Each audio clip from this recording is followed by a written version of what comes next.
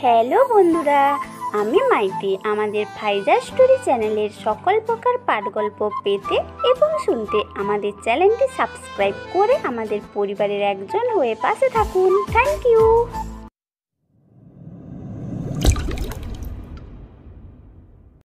ঢাকা শহর একটি সুন্দর শহর, বাহ্যিকভাবে সুন্দর, কিন্তু ভেতরে পৌঁছে গিয়েছে নানান অপরাধের দুর্গন্ধে। একটা ফুটপাত, নিস্তব্ধ রাত, কোথাও কোনো কোলাহল নেই।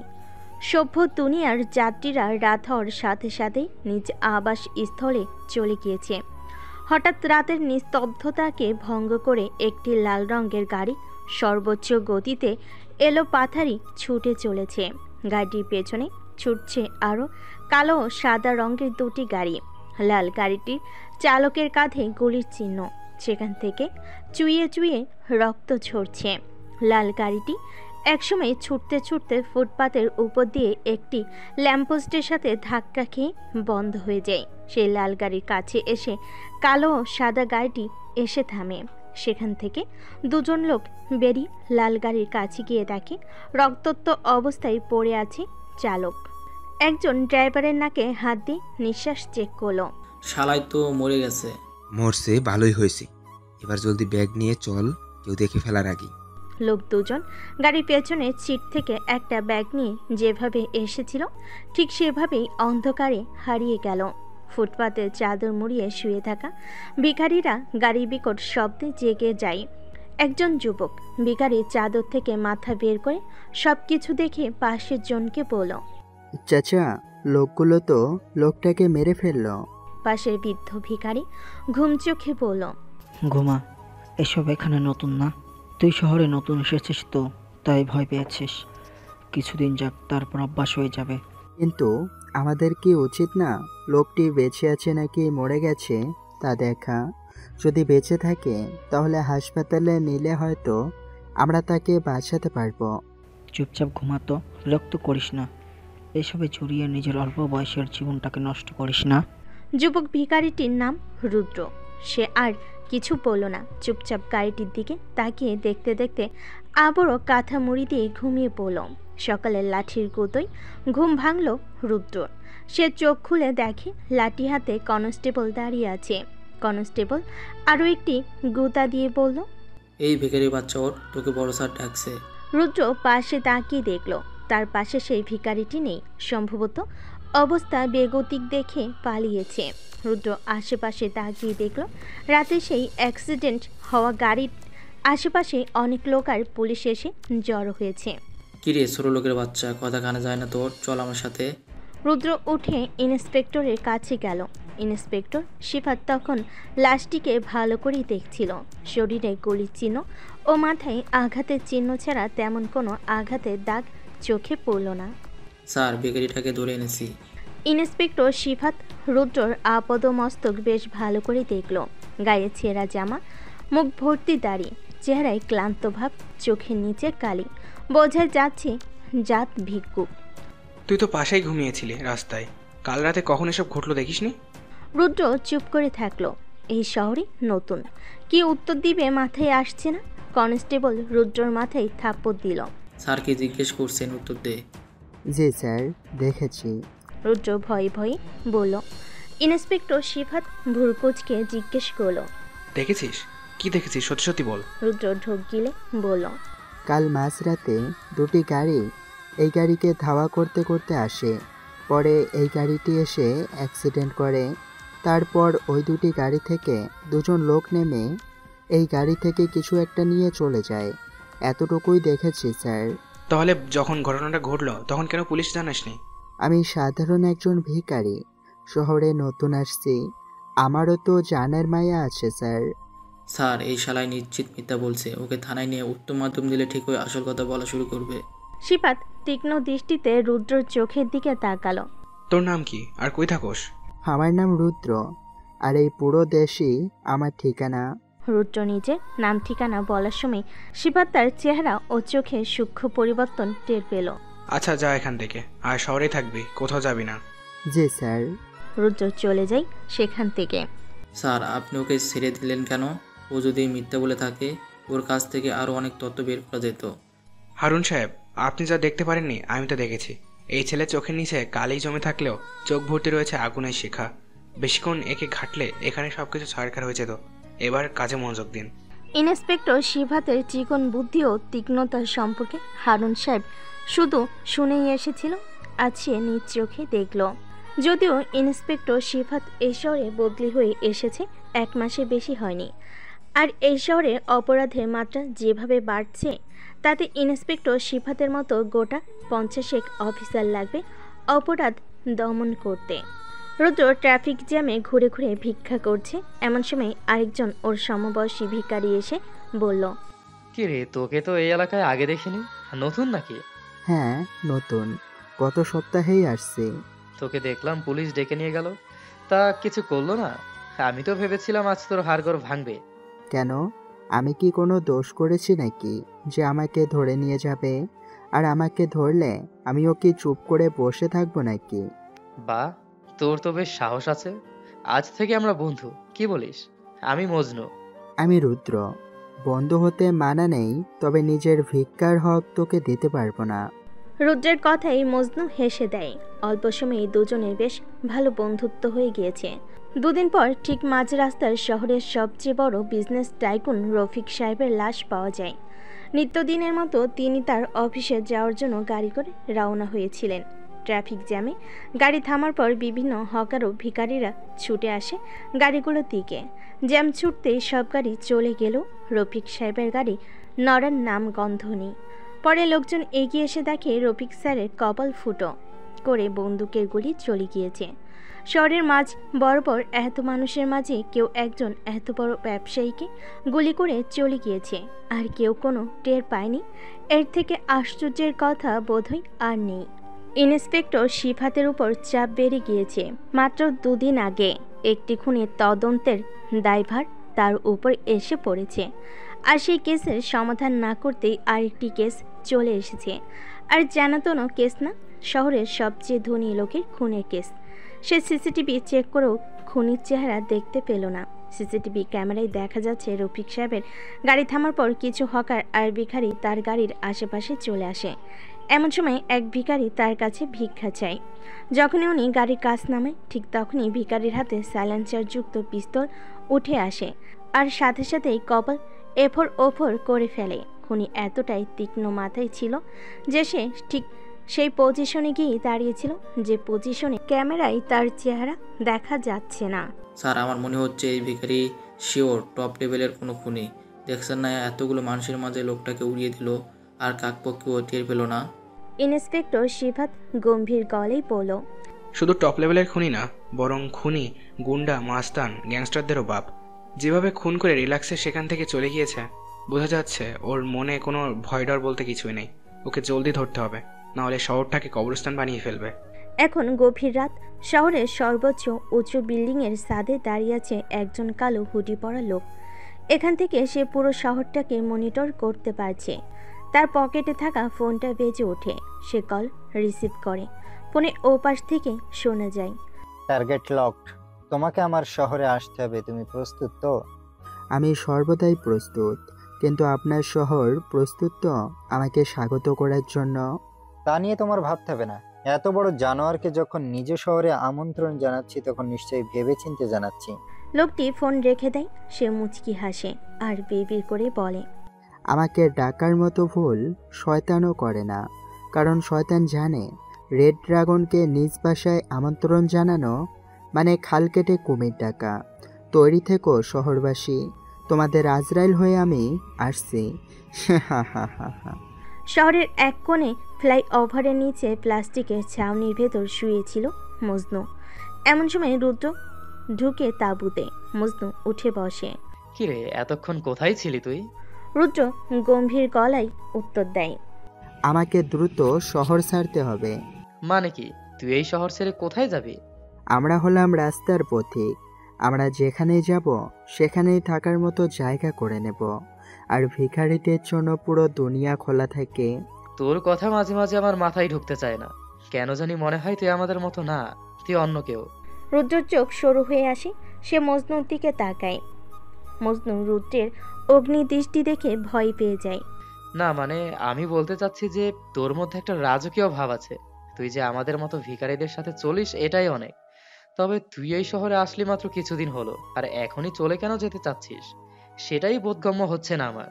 তুই তো জানিসই আমি আসার 2 দিন পরেই একটি খুনের কেসে আমাকে পুলিশ নজরদারিতে রেখেছে। আবার আজ দুপুরে শহরের মাঝ বরাবর আরও একটি খুন হলো। সিসিটিভিতেও দেখা যাচ্ছে কোনো এক ভিক্ষুকই নাকি খুনটা করেছে। স্বাভাবিকভাবেই পুলিশদের উপরে অনেক চাপ এসে পড়েছে।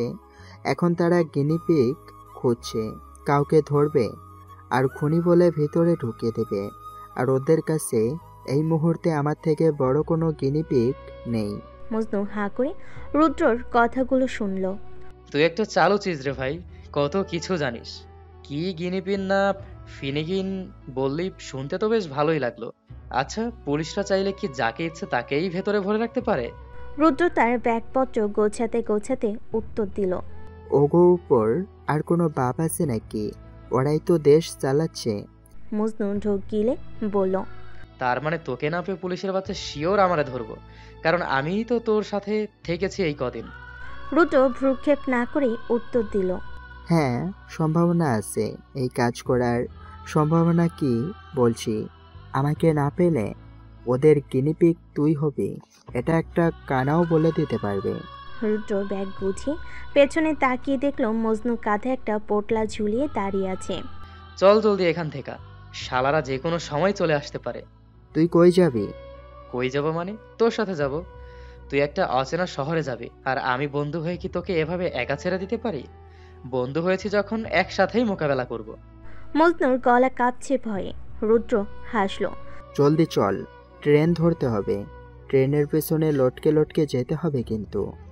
আমার ছোট থেকেই স্বপ্ন স্পাইডারম্যান হওয়ার, আজকে সেই স্বপ্ন পূরণ হয়ে যাবে। দুজনে বেরিয়ে পড়ল নতুন শহরের উদ্দেশ্যে, যেখানে সম্ভাবনার চেয়ে অনিশ্চয়তাই বেশি। কিন্তু ওরা জানে না নতুন শহরে তাদের জন্য কি কি অপেক্ষা করছে। তাদের ভাগ্য বদলের এই তো শুরু।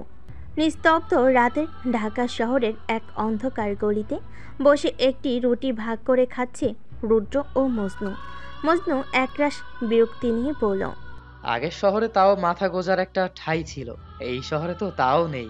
রুদ্র পূর্বের মতো গম্ভীর গলায় বলল, আমি কি তোকে আমার সাথে এখানে আসতে বলেছিলাম?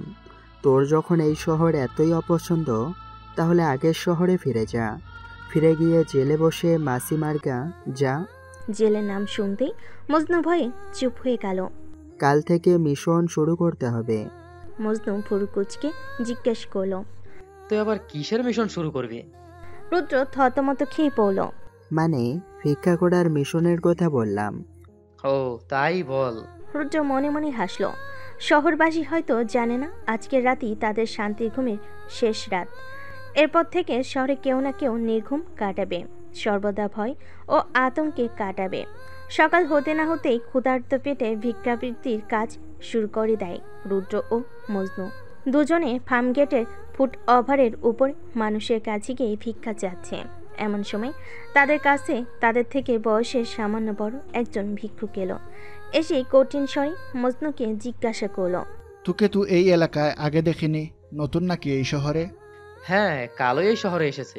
বাহ, শহরে এসেছিস এখনো কয়দিন হয়নি, আর এসেই ভিক্ষা করা শুরু করে দিয়েছিস, তাও রাজু মাস্তানের এলাকায়। তুই জানিস না এই শহরে ভিক্ষা করতে হলে লাইসেন্স লাগে? ভিক্ষা করতে আবার কিসের লাইসেন্স? কোনো ব্যবসা শুরু করতে লাইসেন্স লাগে শুনেছি, কিন্তু ভিক্ষা করতেও যে লাইসেন্স লাগে তা আজ প্রথম শুনলাম। বেশি শেয়ানাগিরি করবি না। রাজু মাস্তানের পারমিশন ছাড়া এই শহরে কোনো ভিখারি ভিক্ষা করতে পারে না। আগে গিয়ে তার পা ধরে সালাম করে তারপর এসে ভিক্ষা করবি। আর যদি না করি? ভিখারিটা পেছনে ঘুরে তাকালো। এতক্ষণ রুদ্র তার পেছনে দাঁড়িয়ে সব কথা শুনছিল। ভিখারিটা হালকা হেসে বলল, না করলে সেটাই হবে যেটা রাস্তায় চলার পথে কোনো পিঁপড়ে পড়লে হয়, পিষে ফেলে রেখে দেব দুটোকে। রুদ্র ঘাটটা হালকা কাত করে বলল, কে কাকে পিষবে এটা তো সময় বলে দিবে। এখন যদি আমাদের সামনে থেকে না সরিস, তাহলে 5 মিনিট পর এলাকায় কানাঘুষা চলবে যে একজন ভিখারি ভিক্ষা করতে করতে ফুটওভার ব্রিজ থেকে পড়ে মারা গিয়েছে। রুদ্রের ঠান্ডা মাথার হুমকি আর গা শীতল করার চাহনি দেখে ভিখারিটা ভয় পেয়ে চলে গেল। মজনু ভয়ে ভয়ে বলল, তুই শুধু শুধু কেন পাঙ্গা নিলি ওদের সাথে? এখন যদি ওরা আমাদের কোনো ক্ষতি করে ফেলে? ওরা আমাদের কোনো ক্ষতি করতে পারবে না। আর তুই এত ভয় কেন পাস বলতো? হ্যাঁ, আমি ওদের থেকে তোকে বেশি ভয় পাই। তুই যেভাবে ঠান্ডা মাথায় লোকটাকে হুমকি দিলি, তাতে যে কেউ ভয় পেয়ে যাবে। শোন, মানুষের আসল শক্তি হলো তার গলার জোর। মানুষ তার কথা দিয়ে পাহাড়ও গোলাতে পারে। তোর এসব দার্শনিকের কথাবার্তা বন্ধ করে জলদি এখান থেকে চল। আবার না জানি কখন ওরা দল বেঁধে হামলা করে। মজনুর কথায় সায় দিয়ে রুদ্র দ্রুত অন্য জায়গায় চলে যায়। বিকেলের দিকে রুদ্র রমনা পার্কের সামনে বসে ভিক্ষা করছে। এমন সময় একটি ছোট বাচ্চা গুটি গুটি পায়ে এগিয়ে এসে ছোট ছোট হাতে একটি বাটি এগিয়ে বলল, ভাইয়া, তোমার কি অনেক ক্ষুধা পেয়েছে? ক্ষুধা পেলে এই খাবারটা খেয়ে নিতে পারো। রুদ্র বাটিটা হাতে নিয়ে খুলে দেখল বাটিতে মাংস পিঠা রয়েছে। তোমার নাম কি? আর তুমি আমাকে কেন খাবারগুলো দিলে? আমার নাম মাইশা। আজ আমার ভাইয়ার জন্মদিন, তাই আমার হাতে বানানো পিঠা নিয়ে রাস্তায় বের হয়েছি। জানো, আমার না এক বড় ভাই ছিল, কিন্তু আমার কাছে শুনেছি আমার জন্মের সময় ভাইয়া অ্যাক্সিডেন্ট করে মারা গেছে। রুদ্র মায়ের ভরা দৃষ্টি নিয়ে মেয়েটির মাথায় হাত বুলিয়ে দিল। তুমি আমাকে আজ থেকে নিজের ভাই মনে করতে পারো। মাইশাকে দূর থেকে নাম ধরে একটি মহিলা ডাক দিল। আমার আম্মু ডাকছে, আমাকে যেতে হবে। আমি আবার আসবো ভাইয়া। মাইশা চলে গেল। রুদ্র এক দৃষ্টিতে মাইশার দিকে তাকিয়ে ভাবনায় হারিয়ে গেল। তার চোখের নিচে পানি জমে গেল, স্মৃতির পাতাই হারিয়ে। রুদ্র কারোর গঙ্গানির আওয়াজে চিন্তার জগৎ থেকে বেরিয়ে গেল। সে পাশে তাকিয়ে দেখল এক বৃদ্ধা খাবারের জন্য ভিক্ষা করছে আর কান্না করছে। তাকে দেখে বোঝা যাচ্ছে সে অনেকদিন কিছু খায়নি। রুদ্র এগিয়ে গিয়ে তার পাশে হাঁটু ভাঁজ করে বসলো। তারপর হাতের খাবারের বাক্সটা বৃদ্ধার হাতে দিয়ে বলল, দাদি, এই খাবারটা আপনার এক নাতনি দিয়েছে, পেট ভরে খাবেন। রুদ্র চলে গেল। দূর থেকে পুরো ঘটনাটা রাস্তার ওপার থেকে গাড়িতে বসা একটি মেয়ে দেখছিল। রুদ্র চলে যাওয়ার সাথে সাথে গাড়িটিও চলে গেল। সূর্যের আলো নিভতেই রুদ্র ভিক্ষা শেষে শাহবাগের দিকে যাচ্ছিল। মজনু সেখানে একটি ছাউনি ব্যবস্থা করে রাখার কথা। রুদ্র মনে হলো কেউ তার পিছু নিচ্ছে। সে পেছনে তাকিয়ে কাউকে দেখতে পেল না। যেই আবার সামনে তাকালো, সকালে সেই মাস্তান ভিখারিটাকে দেখতে পেল। তার সাথে আরও 5 জন মাস্তান রয়েছে। সকালে কার যেন লাশ ফালার কথা বলছিলি, এখন ফেলা সাহস থাকলে? কথাটা বলে সবাই এক একে রুদ্রর উপর ঝাঁপিয়ে পড়ল। এলোপাথারি কিল ঘুষি মারা শুরু করলো। রুদ্র অসহায়ের মতো মাটিতে পড়ে মার খেতে লাগলো। এতজনের সাথে পাড়ার একজন সাধারণ ভিক্ষুকের কর্ম না। রুদ্রর নাক মুখ ফেটে রক্ত বের হলো। এই থাম তোরা সবাই। রুদ্রর উদ্দেশ্য করে সে বলল, তোর আজকের টাকাগুলো লাইসেন্স ফির জরিমানা বাবদ নিয়ে গেলাম। ভালোই ভালোই চাইলে আগামীকাল দুটো রাজু মাস্তানের পায়ে পড়ে পারমিশন নিয়ে আসবি। সবাই এক একে চলে গেল। রুদ্র আহত শরীর নিয়ে উঠে দাঁড়ালো। পুরো শরীর কাঁপছে তার। এই কাঁপুনি ব্যথা নাকি রাগে তা বলা মুশকিল, তবে তার চোখ দেখে কেউ বলে দিবে এই কাঁপুনিটা কিসের। রুদ্র ব্যথা ভর্তি শরীর নিয়ে ওদের ছাউনির কাছে গেল। সেখানে গিয়ে সব কিছু লণ্ডভণ্ড দেখতে পেল। এক কোণে মজনু আহত শরীর নিয়ে বসে আছে। রুদ্রকে এগিয়ে আসতে দেখে মজনু উঠে দাঁড়ালো। তোর এই অবস্থা কে করেছে? আমার আর তোর শরীরের অবস্থা আর আমাদের ঘরের করুণ অবস্থার পেছনে একজনেরই হাত রয়েছে, আর সেটা তুইও আশা করি বেশ ভালো করেই বুঝতে পেরেছিস। মজনু কান্না করতে করতে বলল, এই শহরে শান্তিতে ভিক্ষাও করতে পারবো না। এর থেকে তো আমাদের আগের শহরেই ভালো ছিল, অন্তত কারো পা চেটে ভিক্ষা করতে হতো না। রুদ্র মজনুর ঠোঁটের কোণে লেগে থাকা রক্ত মুছে বলল, চিন্তা করিস না, আগামীকাল আমরা রাজু মাস্তানের কাছে যাব, গিয়ে কথা বলবো। কি কথা বলবি তুই ওর সাথে? সারাদিন যা ভিক্ষা করব তার সিংহভাগই তো দিতে হবে। এভাবে চললে খাবো কি আমরা? তোকে এই রুদ্র কথা দিচ্ছে, আমি থাকতে শুধু আমরা কেন, আর কাউকে রাজু মাস্তানকে চাঁদা দিতে হবে না। মজনু রুদ্রের কথার মানে না বুঝলেও ঠিকই আন্দাজ করতে পেরেছে আগামীকাল কিছু একটা হবে। এতক্ষণ পুরো কাছ থেকে রুদ্র ও মজনুর কথাবার্তা ফোনের মাধ্যমে একটি লোক দূরে থাকা গাড়ির ভেতরে লোকের কাছে পাচার করছিল। এটা সেই গাড়ি যেটা রুদ্রকে আর আগে বৃদ্ধাকে খাবার দিতে দেখেছিল। রুদ্র অগোচরেই রুদ্রের ওপর নজর রাখা হচ্ছে, নাকি সবই কোনো নতুন ষড়যন্ত্রের সূচনা মাত্র? রাত গভীর হয়েছে। টিনের চালের উপর বৃষ্টির শব্দে ঢাকা পড়েছে ভেতরে হাসি গাজা টানার ধোয়া আর অস্ত্রের ঝনঝনানি। এখানে বসে আছে রাজু মাস্তান, ভিখারি সিন্ডিকেটের বর্বর নেতা। চারপাশে তার কুকুরের মতো অনুসারীরা, হত্যা, মাদক, নারী পাচার যাদের নেশা। রাজু মাস্তান তার আস্থানে বসে সবার থেকে টাকার হিসাব নিচ্ছে। বস, আজ শহরে দুটো নতুন মুরগি আসছিল। আপনার কথা বলতে প্রথমে প্রচুর হুমকি দিল আমাকে, পরে গিয়ে জায়গা মতো বরে দিয়ে এসেছি। কাল আপনার পা ধরে প্রাণ ভিক্ষা চাইবে। ঠিক কাজ করেছিস। নতুন কেউ আসলে পাখা গজানোর আগে তার পাখা কেটে দেওয়াই ভালো। জি বস, এই শহরে যদি কোনো সিন্ডিকেট চলে তাহলে সেটা রাজু মাস্তান অর্থাৎ আপনারই চলবে। হঠাৎ রুমের লাইট অন হতে লাগলো। লাইটের কি হলো আবার? বস, আমি দেখতেছি। হঠাৎ রুমের লাইট অন অফ হতে লাগলো। গুদামের ফটকে তখন ছায়ার মতো আসে এক কালো হুডি পরা আগন্তুক, মুখ ঢাকা, হাতে গ্লাভস, কোমরে জিপলাইন চেন বাঁধা, বাম হাতের কবজিতে ছোট ব্লেডের স্প্রিং ফিট করা। ফটকে থাকা দুজন কাঠ হুঁশিয়ারি দেয়। কে রে তুই? এখানে কেন এসেছিস? আগন্তুক নিশ্চুপ। এটা কার ঘর জানিস তুই? রাজু মস্তানের। গলি খাইতে যদি না চাস তাহলে পালা এখান থেকে। কিন্তু এবারও আগন্তুক চুপ। একজন এগিয়ে আসে। চোখের পলকে সেই আগন্তুক ডান হাতে কোমরের চেন ঘুরিয়ে গার্ডের গলা জড়িয়ে টেনে আনে। এক ঝটকায় গলা পিষে ফেলে। অন্যজন বন্দুক তুলতে না তুলতেই বাম কবজি থেকে ছুটে আসে ব্লেড, চোখের মধ্যভাগ কেটে ভেতরে গেঁথে যায়। গার্ড দুটো পড়ে থাকে মাটিতে। একজনের গলা ভাঙ্গা, অন্যজনের চোখ ফেটে গলে পড়ছে রক্ত। গুদামের ভেতরে বিভিন্ন ব্যারেলের পাশে অর্ধনগ্ন কয়েকজন নারী আটক। সবাই হট্টগোলে ব্যস্ত। ঠিক তখনই গেটটা গড়গড় করে খুলে যায়। আগন্তুক হেঁটে আসে ভেতরে। সবাই থেমে যায়। রাজু ভুরু কুচকে তাকায়। রাজুর পোষা কুকুরটা এগিয়ে আসে, যে কিনা রুদ্রের উপর হাত তুলেছিল। ওই হারামজাদা, কে রে তুই? আর হুর হুর করে কই ঢুকতেছিস? লোকটার ঘাড়টাই ঘুরিয়ে দেয় আগন্তুক। সাথে সাথে 6 জন বন্দুকধারী ঘিরে ফেলে। তুই জানিস না কার রাজত্বে পা দিয়েছিস?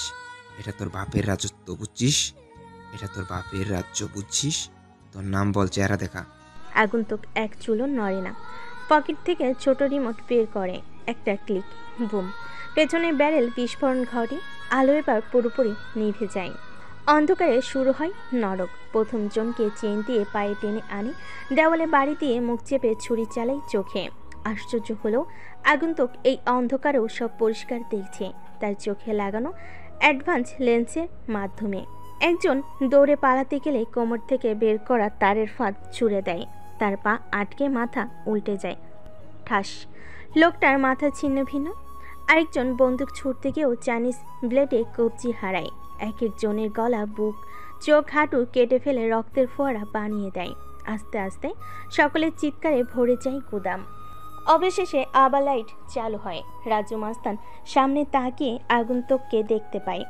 আশেপাশে তাকিয়ে দেখে তার সব চেহারার শরীরে অঙ্গ প্রত্যঙ্গ ছড়িয়ে ছিটিয়ে রয়েছে। ভয়ে কাবু হয়ে আসে রাজু মাস্তান। তার মুখে হতবুদ্ধি, ভয়ের ছাপ। সে ধীরে ধীরে বলে, তুই তুই আসলে কে? আগন্তুক তার হুডি খুলে মুখোশ ছিঁড়ে ফেলে। হুডির পেছনে রক্ত পিপাসু যে একজন সুন্দরী রূপবতী নারী হতে পারে, এটা রাজু কেন দুনিয়ার কেউ ভাবতে পারবে না। চোখ লাল, তীক্ষ্ণ দৃষ্টি, কেটে যাওয়া ঠোঁটে প্রশান্তির হাসি। আমি ন্যায় বিচারের দেবী, প্রতিটা অসহায় ব্যক্তির কষ্ট ও কান্নার প্রতিশোধকারী। আর তোদের মতো জানোয়ার অমানুষের জন্য সাক্ষাৎ মৃত্যু। রাজু মাস্তানের বুকের মাঝে ঢুকিয়ে দেয় ছুরি। এক ঘূর্ণি টান, আর রক্তে ভিজে যায় তার শার্ট। আগন্তুক মেয়েটি দাঁড়িয়ে দাঁড়িয়ে দেখে কিভাবে রাজু ধীরে ধীরে মাটিতে পড়ে যায়। রাজুর বন্দিশালায় থাকা সব মেয়েদের মুক্ত করে তারপর ধীরে ধীরে বেরিয়ে যায়। বুটের নিচে চরম শব্দ। চারিদিক নিশ্চুপ। অন্ধকারের আড়াল থেকে বেরিয়ে আসে আরেকটি ছায়া মানব। ঠোঁটে সিগারেট, মুখে তৃপ্ত মুচকি হাসি। ইন্টারেস্টিং, খেলা আবার জমবে দেখছি। এই শহরে যে আগে থেকে একটি সুন্দর দেহের দানব বাস করত জানা ছিল না। যখন দানবে দানবে প্রেম হবে তখন যুদ্ধ শুরু হবে ভালোবাসা দিয়ে। সকাল হতেই রুদ্র আর মজনু বেরিয়ে পড়ে রাজু মাস্তানের আস্থানার উদ্দেশ্যে। রাজু মাস্তান এতটাই কুখ্যাত যে অলিগলি সব বাচ্চারা ওকে চিনে। রুদ্র ধীরে পায়ে এগিয়ে আসছে, মজনু পেছন পেছন আসছে। ওর চোখে মুখে স্পষ্ট ভয়ের ছাপ। রুদ্রর চোখে কালো সানগ্লাস, গায়ে জীর্ণ শীর্ণ জ্যাকেট, কিন্তু হাঁটার স্টাইলে শরীরের নড়াচড়ে রাজত্বের ছাপ। দুজনে রাজু মাস্তানের গুদামের সামনে আসলো। মজনু একটু ভয় পেয়ে বলে, ভাই, কই রাজু মাস্তানের গুদাম, কই লোকজন? নীরবতা আমার খুব ভয়ঙ্কর লাগে। রুদ্র কোনো কথা বলে না। গেট ঠেলে ভিতরে প্রবেশ করে দুজনে। ভেতরে ঢুকতেই থমকে যায় দুজনে। ভেতরটা যেন যুদ্ধক্ষেত্র। দেওয়ালে রক্ত, মেঝেতে লাশ। কেউ রুদ্ধশ্বাস হয়ে, কেউ চোখ উল্টে, কেউ মুখ থেতলে পড়ে আছে। কারোর হাত নাই তো কারোর পা নাই। একটা পুরো গ্যাং মাটির সাথে মিশে গেছে। মজনু চিৎকার দিয়ে ওঠে, হাই রে, সবগুলার কাইটটা পিস পিস কইরা ফেলছে। রুদ্র, পালা এখান থেকে জলদি। একটু চুপ থাক দয়া করে। রুদ্র তীক্ষ্ণ নজরে আশেপাশে তাকায়। সে হাঁটু গেয়ে পড়ে থাকা এক লাশের দিকে তাকায়। তার মুখে হালকা হাসি। মৃত শরীর কথা বলে না, কিন্তু রক্ত মাঝে মধ্যে অনেক কিছুই বলে ফেলে। এটা কোনো দলের কাজ না, এটা একা একজন কোনো দানবের কাজ। মজনু অবাক হয়। তুই কেমনে বুঝলি এতগুলো খুন একা একজন করেছে? আর একা একজনের পক্ষে সম্ভব নাকি পুরো গ্যাং শেষ করা? রুদ্র একটু হাসে, দাঁড়ায়। সবগুলো খুনের পার্টনার এক। তোকে বললেও তুই বুঝবি না। পুলিশ আসার আগে জলদি শটকে পড়ে। এখন আপাতত বস্তি এলাকা। দুপুর 2:45। রুদ্র আর মজনু বসে আছে রাস্তার পাশে। মাথায় ময়লা চাদর, কাঁধে ছেঁড়া বস্তা, হাতে ফাটা মাটির বাটি। দুজনে সারাদিন ভিক্ষা করে প্রচুর ক্লান্ত। দুজনে ঠাঁই হয়েছে বর্তমানে গুলিস্তানের পাশের এক বস্তিতে। মজনু ফিস ফিস করে বলে, দোস্ত, চল না এই শহর থেকে চলে যাই। আমার না কেন জানি মনে হচ্ছে রাজু মাস্তানের গ্যাং শূন্য হওয়ার দায় আমাদের উপরেই পড়বে। রুদ্র চুপ। তার চোখ বস্তির ছোট ছোট বাচ্চাদের খেলার মাঝে আটকে আছে। কিরে, আমি তোকে কিছু একটা বলছি তো। রুদ্র কিছু একটা বলবে, ঠিক তখনই দূর থেকে শোনা যায় গাড়ির শব্দ। একটা সাদা প্রিমিয়াম এসইউভি থামে বস্তির গলিতে। দুজন বডিগার্ড নামলেও সামনে হেঁটে আসে একজন যুবতী নারী। শুধু যুবতী নারী বলেও ভুল হবে, সৌন্দর্য শব্দটা যেন তার সাথেই যায়। লাল টপ, ব্ল্যাক প্যান্ট, চোখে সানগ্লাসে মেয়েটিকে আরও রূপবতী করে তুলেছে। বাচ্চারা দৌড়ে এসে ঘিরে ধরে তাকে। আপু আইছে, আরিয়া আপু আইছে। রুদ্র এক নজর দূর থেকে তার দিকে তাকিয়ে আছে। মেয়েটির নাম তাহলে আরিয়া। আরিয়া হাঁটু গেয়ে বসে, একটা ছোট বাচ্চার মাথায় হাত বুলিয়ে দেয়। বডিগার্ডগুলোর হাতে অনেকগুলো খাবারের প্যাকেট। সে খাবার দিতে দিতে হাসে, বলে, কি খবর বাচ্চারা? সব সময় মারামারি দুষ্টুমি করলে চলবে বুঝি? ঠিকমতো খেতে হবে না? রুদ্রর পাশ থেকে এক বৃদ্ধা বলে উঠল, এ তো আমাদের আরিয়া মামুনি, মানুষরূপী মানবিকতার সাক্ষাৎ পড়ি, যে কিনা আমাদের বস্তির মানুষদের অনেক ভালোবাসে আর আমরা তাকে অনেক ভালোবাসি। মজনু ফিসফিসিয়ে বলল, দোস্ত, মেয়েটির দিকে এভাবে তাকিয়ে থাকিস না, চাঁদ দূর থেকেই সুন্দর। রুদ্র ঘোর লাগা কণ্ঠে বলল, চাঁদেও দাগ থাকে, কিন্তু এই মানুষরূপী চাঁদে কোনো দাগই নেই। হঠাৎ করে আরিয়া চোখ পড়ে এক কোণে বসে থাকা রুদ্রর দিকে। তার চেহারা মুহূর্তেই গম্ভীর হয়ে যায়। সে ধীরে ধীরে রুদ্রের সামনে এসে দাঁড়ায়। বডিগার্ডরা বিরক্ত হয়ে বলে, ম্যাডাম, এটা তো একটা ভিখারি, গাড়িতে চলেন। আরিয়া হাত তুলে থামিয়ে দেয়। সে রুদ্রর দিকে তাকিয়ে বলে, আমি তোমাকে চিনি। রুদ্র ধীরে ধীরে তাকায় আরিয়ার দিকে। আপনি আমাকে কিভাবে চিনবেন? তুমি সেদিন তোমার খাবার এক বৃদ্ধাকে দিয়েছিলে, অথচ তোমার খাওয়ার মতো কোনো খাবারই ছিল না। সেই ভিখারিই তুমি, তাই না? রুদ্র হাসে। আপনার স্মৃতিশক্তি খুবই প্রখর বলতে হবে ম্যাডাম। আরিয়া বসে পড়ে রুদ্রর পাশে। মজনু অবাক হয়। এত বড় ঘরের মেয়ে তাদের সাথে বসেছে, কিন্তু রুদ্র মোটেও অবাক হয় না। মনে রাখার মতো মানুষ খুব কম আছে এই শহরে।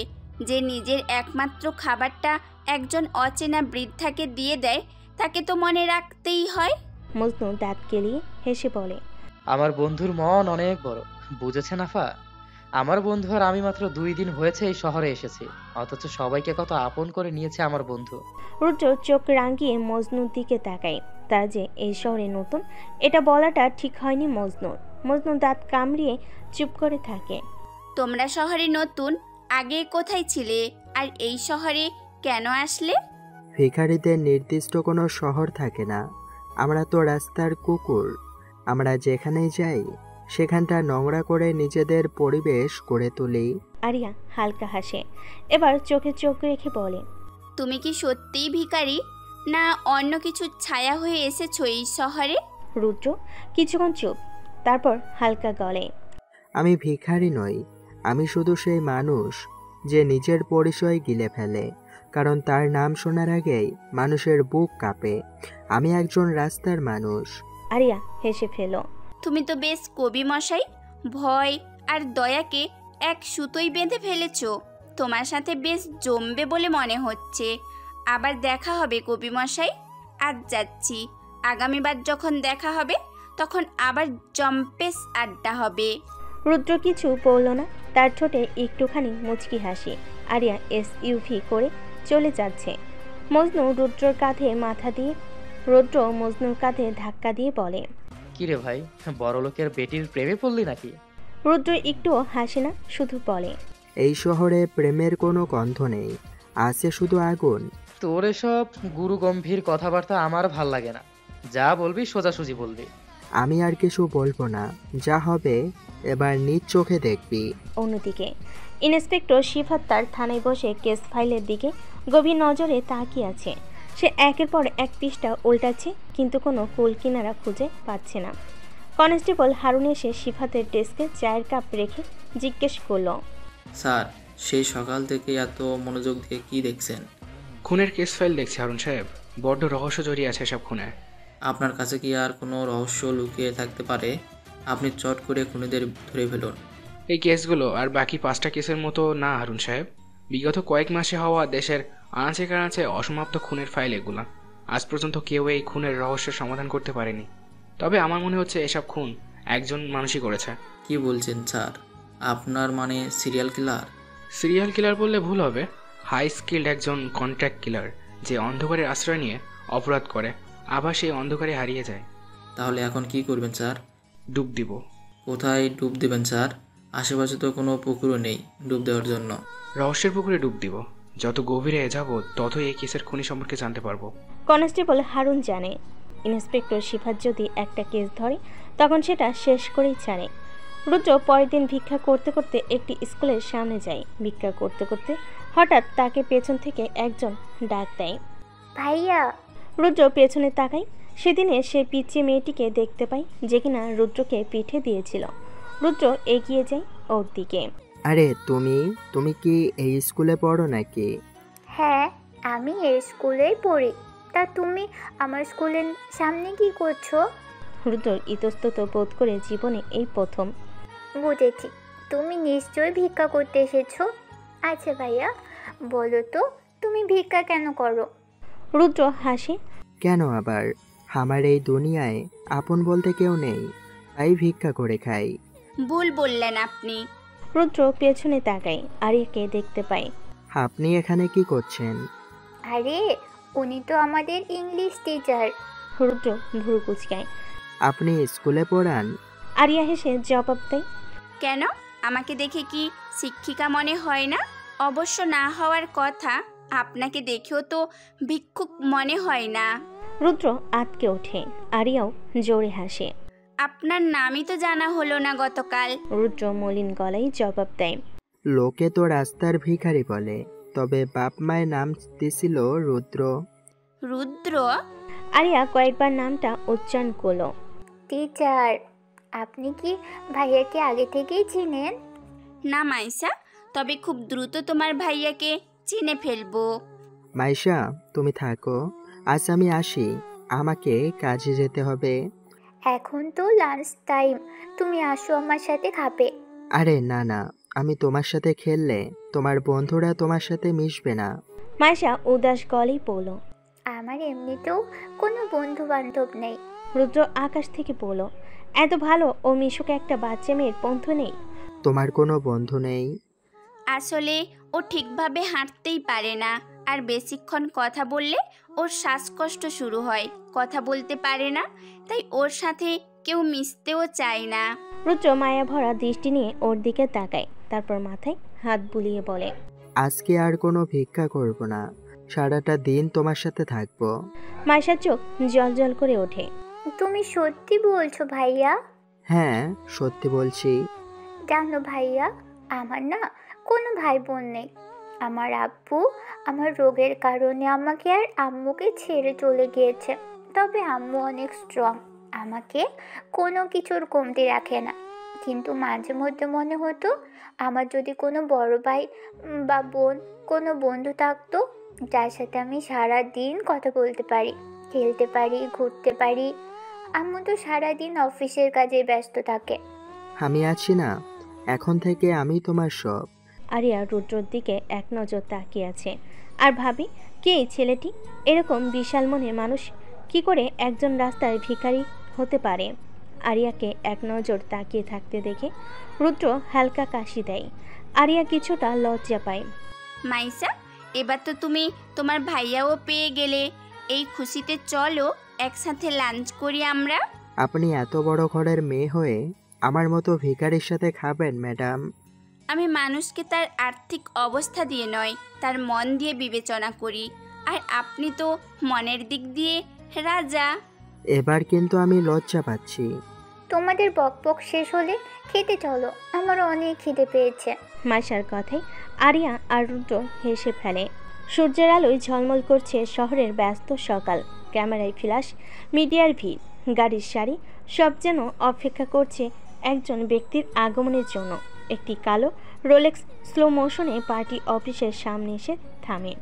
ড্রাইভারের দরজা খোলার সাথে সাথে বেরিয়ে আসে মিরাজ সাহেব। চোখে কালো সানগ্লাস, ধবধবে সাদা পাঞ্জাবি, কাঁধে একটা পাতলা চাদর, সামনে পেছনে ছুটে আসে মিডিয়া। স্যার, আপনি তো সারা শহরের পরিচিত একজন সমাজসেবক। আজ পার্টি অফিসে আপনার আগমনের উদ্দেশ্য কি? জনগণ আমার পরিবার। এতদিন তাদের পিছনে ছিলাম, কিন্তু এখন আমি থাকতে চাই ছায়ার মতো।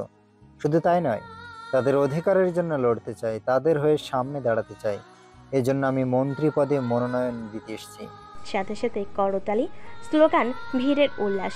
লোকজনের চিৎকার করে, মিরাজ ভাই জিন্দাবাদ। শহরের গর্ব মিরাজ ভাই।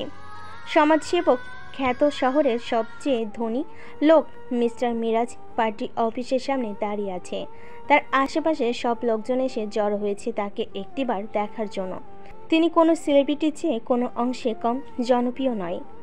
আজ তিনি পার্টি অফিসে এসেছেন তার মন্ত্রীর পদে নমিনেশন জমা দেওয়ার জন্য। তিনি পার্টি অফিসের ভেতর ঢুকতেই পার্টি অফিসের আরেক কর্মী রাসেল খান এগিয়ে আসে। আরে মিরাজ সাহেব যে, আপনি আমাদের পার্টি অফিসে এসে আমাদের ধন্য করে দিলেন। মিরাজ সাহেব হাসি মুখে বলেন, আপনি সব সময় আমার নামে বাড়িয়ে বাড়িয়ে প্রশংসা করেন, এতে কিন্তু আমি লজ্জা পাই। কি যে বলেন না আপনি! আপনার অবদান তো শুধুই পার্টি অফিসে না, বরং পুরো শহর স্বীকার করতে পারত।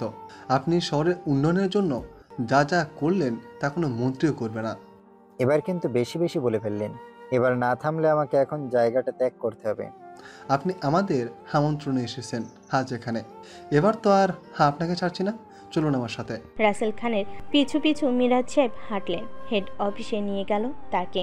মিরাজ যখন মনোনয়ন জমা দিচ্ছে তখন একপাশ থেকে প্রবেশ করে তার রাজনৈতিক প্রতিদ্বন্দ্বী জাফর ইকবাল। স্যুট পরা গম্ভীর চেহারায় অভিজ্ঞ নেতা, তার চোখে তীব্র বিদ্বেষ। মিরাজ সাহেব, রাজনীতি কোনো খেলা নয়, এটা হলো যুদ্ধের মাঠ। আপনার জায়গা ব্যাকস্টেজ মঞ্চ নয়। আপনি মনোনয়ন উইথড্র করুন আর শান্তিতে থাকুন। জাফর সাহেব, আপনার সময় ফিরিয়েছে, এখন সময় এসেছে আগুন জ্বালাবার। শহরের লোকজনের এবার শান্তিতে বাঁচার দিন আসন্ন। শুধু শুধু নিজের বিপদ টেনে আনছেন আপনি। আপনার একটা মেয়ে আছে, এখন যদি আপনার রাজনীতিতে আশা নিয়ে আমার ছেলেপুলে কিছু করে ফেলে তাহলে আমার তো আর কিছু করার থাকবে না। মিরাজ শক্ত গলায় উত্তর দিল, আমি পিছিয়ে আসার লোক নই। জাফরের মুখ গম্ভীর হয়ে ওঠে। সে চলে যায়, কিন্তু চারপাশে উত্তেজনার ঝড় এখনো বিদ্যমান। কিছুক্ষণের মধ্যেই মিরাজ সাহেব পার্টি অফিস থেকে বের হয়ে গাড়িতে ওঠেন।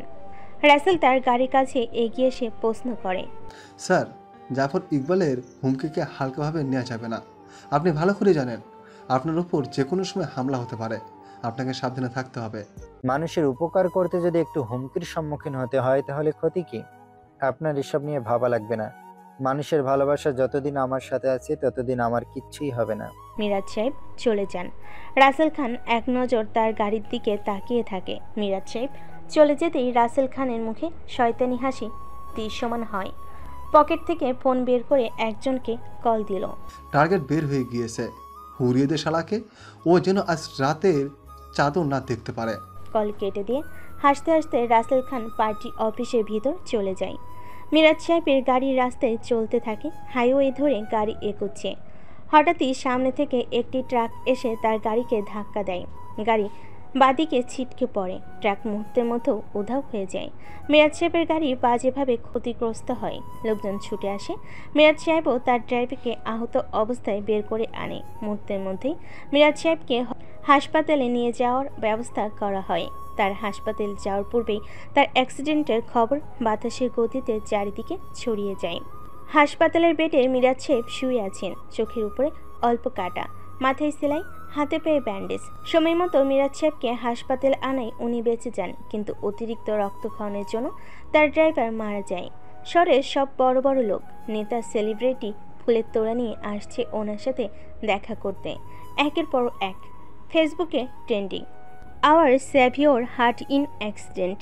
মিডিয়া কভারেজও ঢাকঢোল পিটিয়ে হচ্ছে।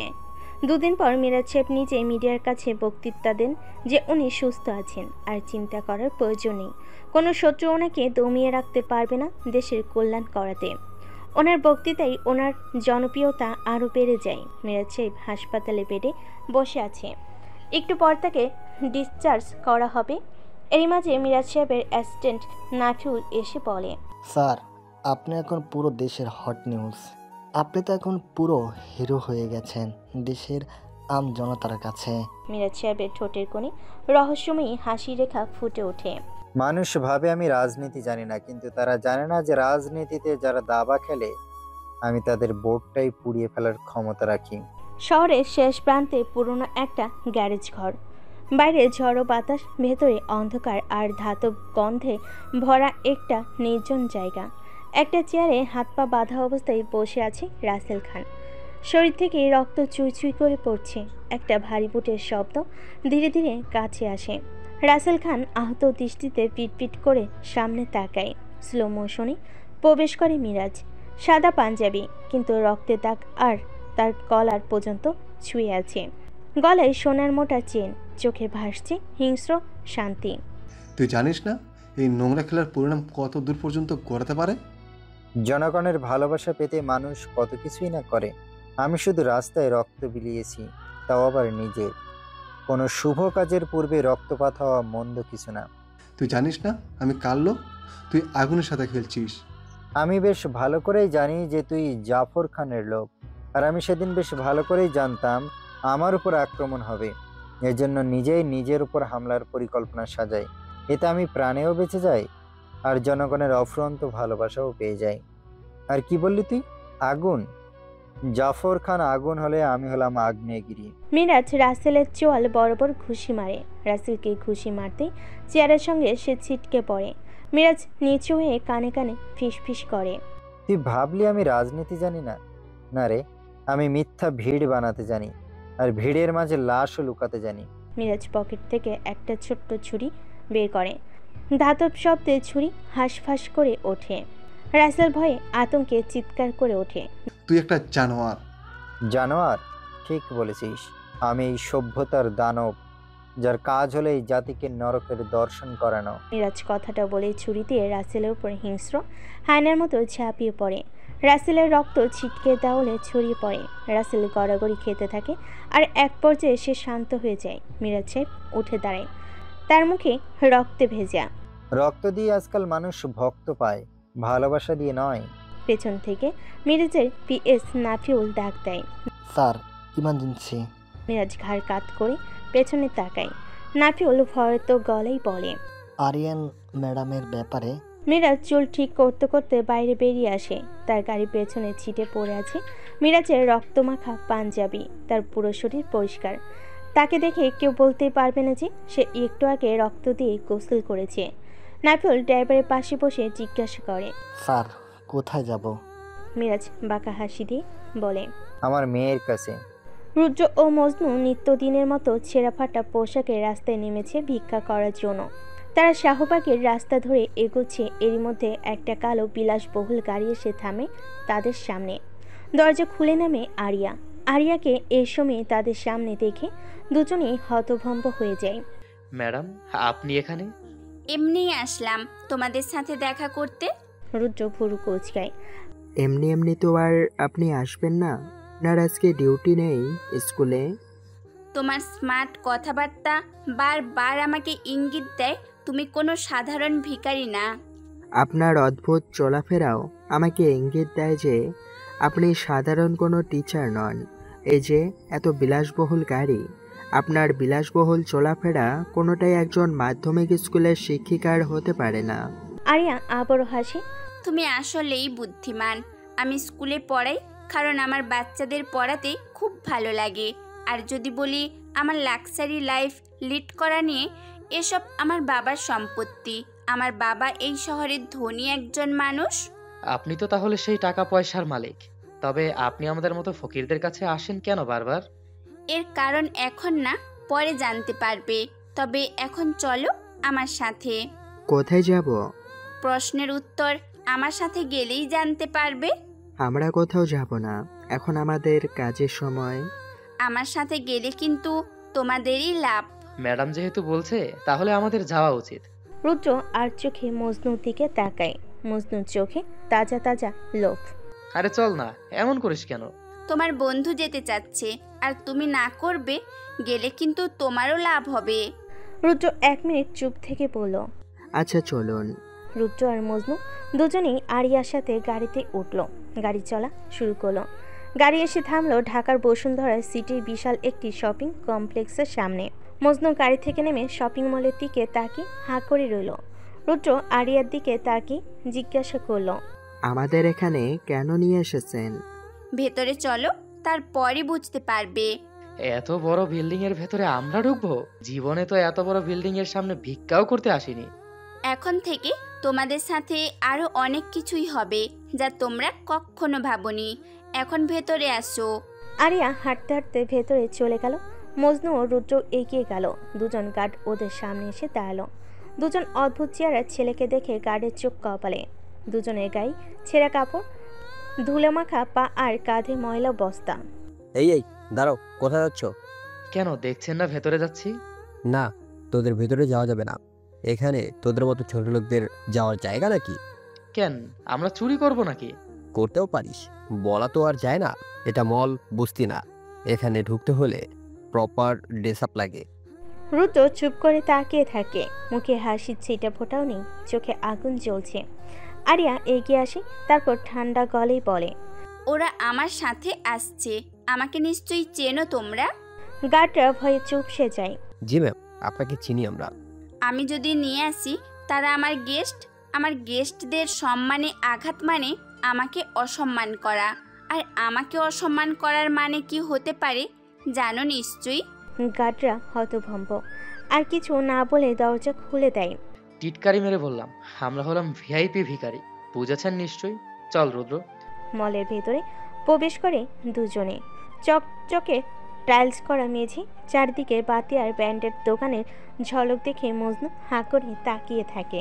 রুদ্র, রে রে রে দেখ ভেতরে কত বড় রাজপ্রাসাদ। আস্তে কথা বল, এটা কোনো রাজপ্রাসাদ না, এটা হলো শপিং মল, যেখানে মানুষ কেনাকাটা করে। রুদ্র আরিয়ার উদ্দেশ্যে বলল, কিন্তু ম্যাডাম, আপনি আমাদের এখানে কেন নিয়ে এসেছেন? আরিয়া হেসে বলে, এখানে এসেছি তোমাদের নতুন মানুষ বানাতে। মানে? আরিয়া ওদের জেন্টস ক্লথ সেকশনে নিয়ে যায়, তারপর বলে, মানে হলো এখানে তোমাদের যা যা পছন্দ সব নিবা, টাকা আমি দিব। রুদ্র ইতস্তত বোধ করে, সে কিছু বলবে তার আগে মজনুর হাত ধরে খুশিতে লাফিয়ে ওঠে। মজনুর খুশি দেখে রুদ্র চুপ করে থাকে। শপের ভেতরে ঢুকতেই সেলসম্যান চোখ কুচকে তাকায়, কিন্তু আরিয়া এক হালকা হাসি দিয়ে বলে, এরা দুজনই আমার গেস্ট, এদের ভালোভাবে আপ্যায়ন করবে। Okay ma'am. আরিয়া রুদ্রের দিকে তাকিয়ে বলে, এই সব পুরো মলের সবচেয়ে বড় দোকান, যা ইচ্ছে নিতে পারো এখানে। এই সব, এমনকি মলের বেশিরভাগ শপের ম্যানেজার ও সেলসম্যান আরিয়াকে বেশ ভালোভাবেই চিনে, তাই আর কিছু বলল না।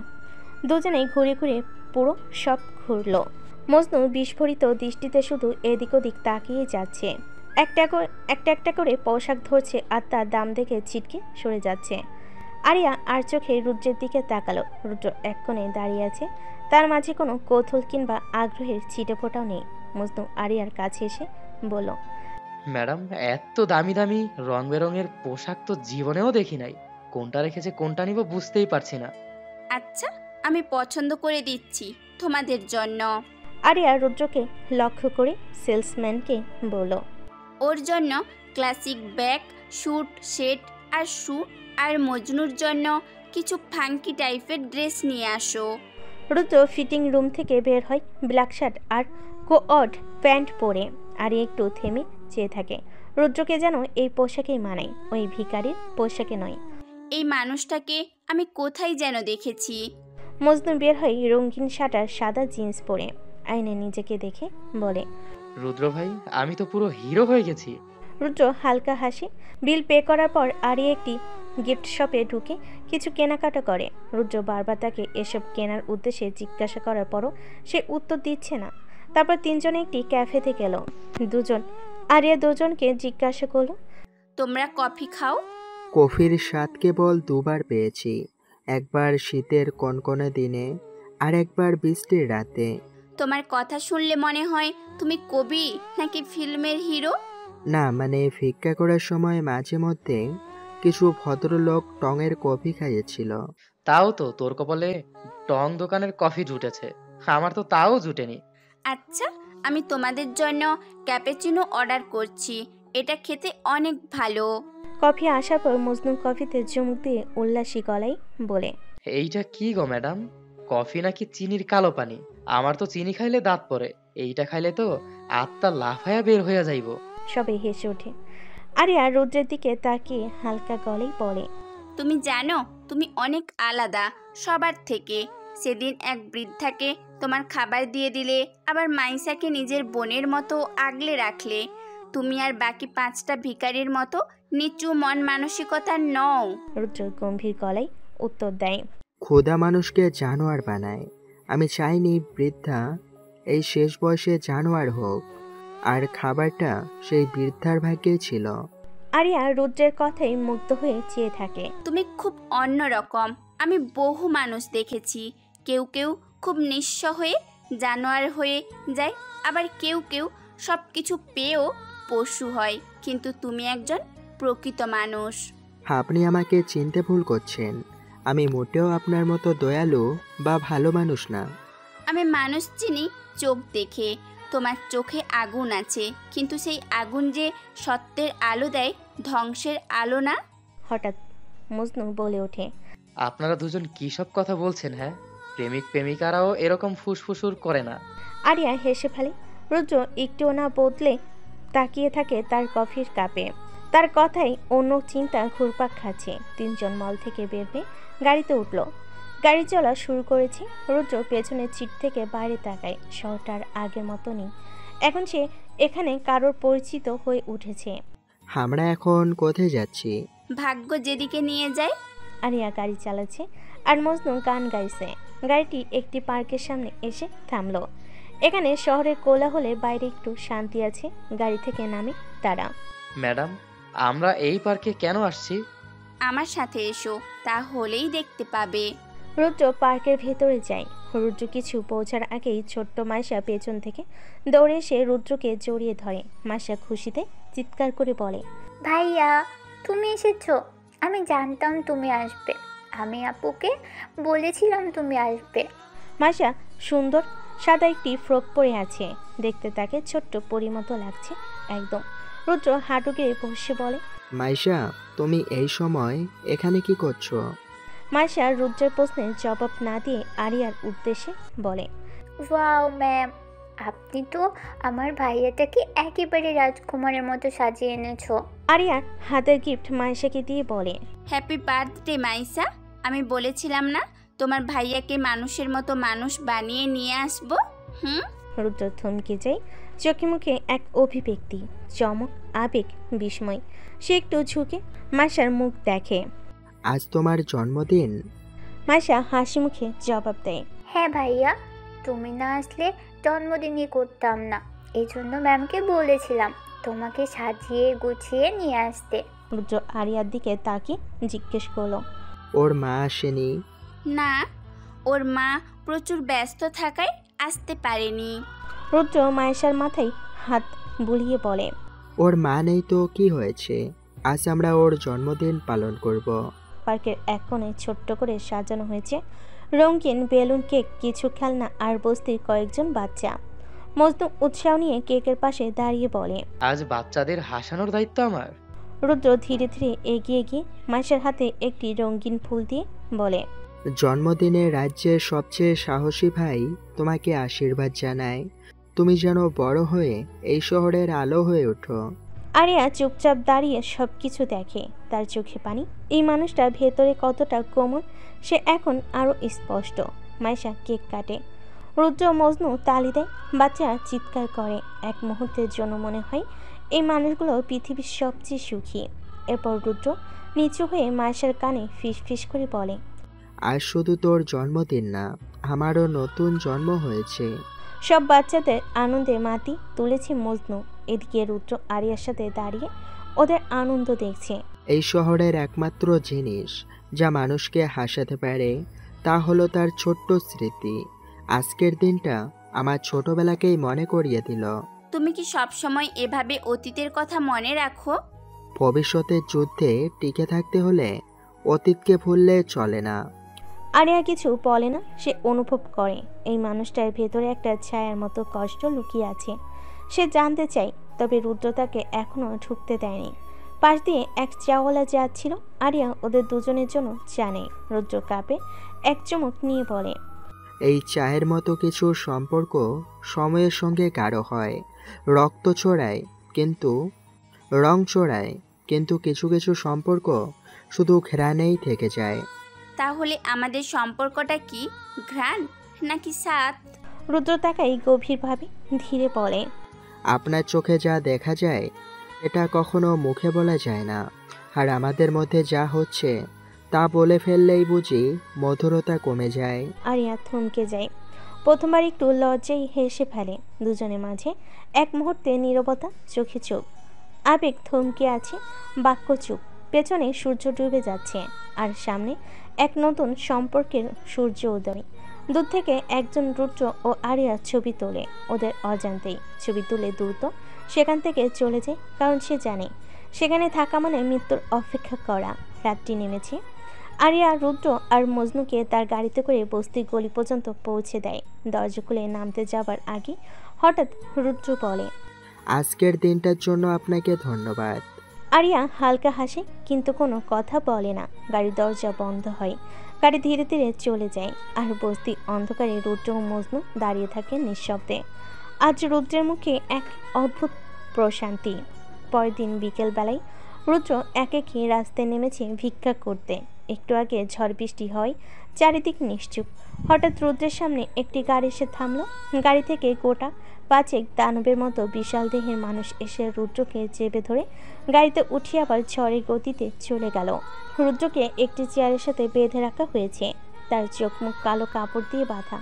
তার সামনে দাঁড়িয়ে আছে সেই পাঁচেক দানবের শরীরের লোক। রুদ্র সেই কখন থেকে চুপ করে আছে, কোনো দয়ামায়া ভিক্ষা চাচ্ছে না, এমনকি চিৎকারও করেনি একবার। রুদ্রের সামনে ঘন অন্ধকার, আর সেই ঘন অন্ধকারে দাঁড়িয়ে আছে অন্ধকারের বাদশা, যার চেহারা অস্পষ্ট। রুদ্র মাথা নিচু করে আছে। কে তুই? আপনার কণ্ঠে উদ্বেগ, তবে দয়ামায়া নেই বললেই চলে। আমি কি কোনো মাফিয়ার সাথে কথা বলছি? অন্ধকারে থাকা ব্যক্তিটির ভুরু কুঁচকে যায়। রুদ্র মুচকি হাসে, তার চোখ বাঁধা থাকা অবস্থায়ও সে বুঝতে পারছে তার সামনে থাকা মানুষটির একটু পর অবস্থা কি হবে। তুই কোনো সাধারণ ভিক্ষুক হতে পারিস না। তুই কে বল, না হলে আমার লোকেরা তোকে কুমিরের খাবার বানাবে। ও ভুলে গেছিলাম আমার পোষা কুমিরগুলো বড্ড ক্ষুধার্ত। আমার ব্যাপারে আপনার এত আগ্রহ কেন, জানতে পারি কি? আমার মেয়ে যে প্রয়োজন ছাড়া কোনো সাধারণ ব্যক্তির সাথে কথা বলতে দুবার ভাবে, সে কিনা তোর মতো রাস্তার ফকিরের সাথে মেলামেশা করছে, যা আমার একটুও পছন্দের না। রুদ্র শব্দ করে হাসে, গলায় ভয়াবহ শান্তি, মাথা নিচু করেই বলে, আমি আপনার মেয়ের সাথে শুধু একটু হেসেই কথা বলেছি, আর কিছু না। এত অল্পতেই ভয় পেয়ে গেলে চলবে মিস্টার মিরাজ? মিরাজ অন্ধকার থেকে বেরিয়ে আসে, তার চোখে মুখে উদ্বেগ। রুদ্র ঠিকই মিরাজের মুখের রিয়াকশন উপলব্ধি করতে পারছে। রুদ্র আবার বলে, এত অল্পতেই চমকালে হবে না মিস্টার মিরাজ, চমকানোর মতো এখনো অনেক কিছুই রয়েছে। কে তুই? আমি সেই আগুন, যে আগুনের তাপে এই শহর পড়বে। মিরাজ থমকে যায়, মুখে হালকা বিস্ময়। মিরাজের ইশারায় ওর লোক রুদ্রের চোখ খুলে দেয়। রুদ্র প্রথমবারের মতো মিরাজকে দেখে। মিরাজ নিচু হয়ে রুদ্রের চোখ বরাবর মাথা এনে তাকায়। দুজনেই সামনাসামনি। রুদ্র মুখ তুলে তাকায়, চোখে যেন হাজার মৃত্যু নাচে। মিরাজ গম্ভীর গলায় জিজ্ঞাসা করে, তুই কি জানিস আমি কে? আপনি মিস্টার মিরাজ, শহরের সবচেয়ে পরিপাটি মুখোশ, কিন্তু মুখোশ খুললেই নিচে রয়েছে সবচেয়ে বড় ড্রাগ সিন্ডিকেটের রাজা। মিরাজ এবার পুরোপুরি চমকে যায়। সে কয়েক কদম পিছু হটে যায়। তুই এত কিছু কিভাবে জানিস? আমার কার্যকলাপ সম্পর্কে কেউই জানে না, এমনকি আমার মেয়েও না। যারা জানে তাদের বেঁচে থাকতে দেই না আমি। তাহলে তুই কিভাবে জানিস এত কিছু? আর জানিস যখন, তখন আমার মেয়ের সাথেই বা মিশছিস কেন?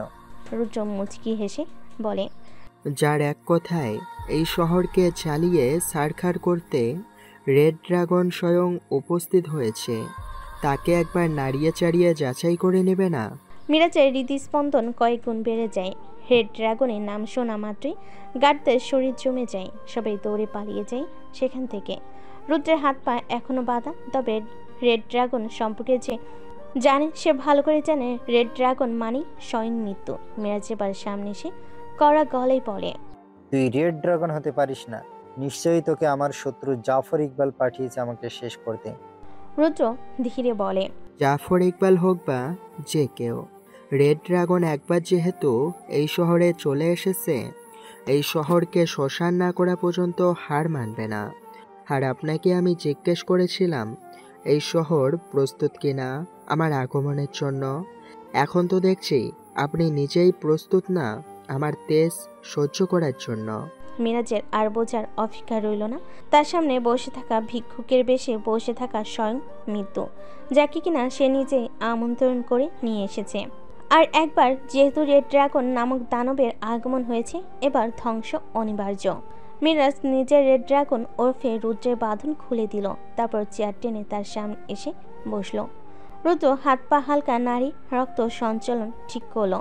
তোমাকে আমি এনেছি আমার শত্রুদের শেষ করতে, কিন্তু আমার নিষ্পাপ মেয়ের পিছনে কেন লেগেছো? রুদ্র হালকা হাসে।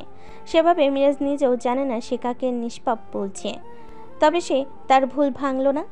আপনি আমাকে যখন হায়ার করেছেন তখন শিওর জানেন যে আমি কে। আজ পর্যন্ত কোনো ক্লায়েন্টকে আমার চেহারা দেখাইনি। অ্যাসাইনমেন্ট শেষ করে ধোঁয়ার মতো গায়েব হয়ে গিয়েছি। নিজের অস্তিত্ব মুছে ফেলেছি সব জায়গা থেকে। এটা তো আমারও প্রশ্ন।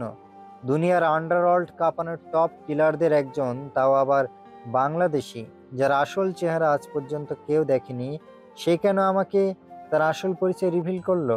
রুদ্র আলতো হাসে। আমি আমার ক্লায়েন্টদের কাজ শুরুর আগে তাদের ভালোভাবে যাচাই বাছাই করে নেই। তাদের 24 পুরুষের জীবন বৃত্ততা সম্পর্কে জানার পরেই কাজে হাত দেই আমি এই শহরের টপ বিজনেস টাইকুন যখন আমাকে হায়ার করেছে তার প্রতিদ্বন্দ্বীকে তার রাস্তা থেকে সরাতে, তখন আমাকে তার ব্যাপারে একটু খোঁজ নিতেই হয়। আর আমার পরিচয় প্রকাশ না করে আপনার সাথে দেখা করাটা বোধ হয় এত সহজ হতো না, তাই বাকি কথা মিরাজ নিজে থেকেই বলল। আর তাই তুমি আমার মেয়েকে টার্গেট করেছো যাতে আমি নিজে থেকে তোমার কাছে ধরা দেই। সত্যি বলতে আমি ইমপ্রেস তো আমিও মিস্টার মিরাজ। আপনার মতো একজন শয়তানের সাথে হাত মিলিয়ে কাজ করতে আমারও বেশ ভালো লাগবে। মিরাজ শয়তানি হাসি দিয়ে বলে, এবার দুই শয়তান এক হয়ে শহরটাকে নিজের করে নেব। রুদ্রের মুখেও হাসি, তবে তার হাসি অন্য কিছু বলছে। শহরের বিলাসবহুল ম্যানশনের গুপ্ত কক্ষে মিরাজ সাহেব ও রুদ্র মদ্যপানে ব্যস্ত। দুজনের চোখে আগুনের নেশা।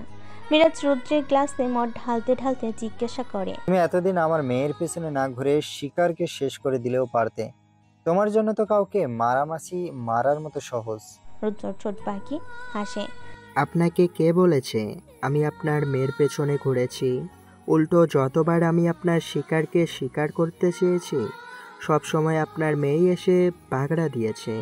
মিরাজ ভুরু কুঁচকে, কি বলছো সব? আমার মেয়ে কেন তোমার রাস্তায় বাধা হয়ে দাঁড়াবে? আমি আমার মেয়েকে এত এত ধন সম্পত্তি দেওয়ার পর সে ছোট্ট একটা প্রাইমারি স্কুলে পড়ায়, এটা যে আমার জন্য কতটা লজ্জার ব্যাপার বলে বোঝাতে পারবো না। তবে আমি আমার মেয়েকে প্রচণ্ড ভালোবাসি বিধায় তাকে কিছু বলতে পারি না। তবে তুমি তোমার কাজ কতটুকু করেছো এ নিয়ে আমার সন্দেহ আছে। এটা কোনো প্রফেশনাল কিলারের বৈশিষ্ট্য হতে পারে না। আমি এই শহরে এসেই আমার কাজ শুরু করে দিয়েছি। মানে? এই শহরে এসেই আমি জাফর ইকবালের সমস্ত অ্যাক্টিভিটিসের উপরে নজর রেখেছি। আপনার কি মনে হয় আমি বস্তিতে থাকি কেন? কারণ বস্তির পাশে একটি নাইট ক্লাব রয়েছে যেখানে জাফর ইকবাল প্রতি রাতে এসে মদ আর মেয়ে নিয়ে ফুর্তি করে। শহরের বিলাসবহুল কোনো ক্লাবে গেলে তার রেপুটেশন নষ্ট হয়ে যাবে, আর এখানে এসব করলে তাকে ধরার কোনো চান্সই নেই। মিরাজ খুশিতে চেয়ার থেকে দাঁড়িয়ে পড়ে। সাবাস, এই না হলে বাঘের বাচ্চা। তুমি আমাকে একে একে বলতে থাকো তুমি এই পর্যন্ত কি কি করেছো আর সামনে কি কি করবে। রুদ্র একে একে বলা শুরু করে। রুদ্রের আসার দ্বিতীয় দিন। জাফর ইকবালের অফিস, বিকেল 5টা। 12তলা উঁচু বিল্ডিংয়ের একেবারে শেষতলায় জাফর ইকবালের রাজনৈতিক অফিস।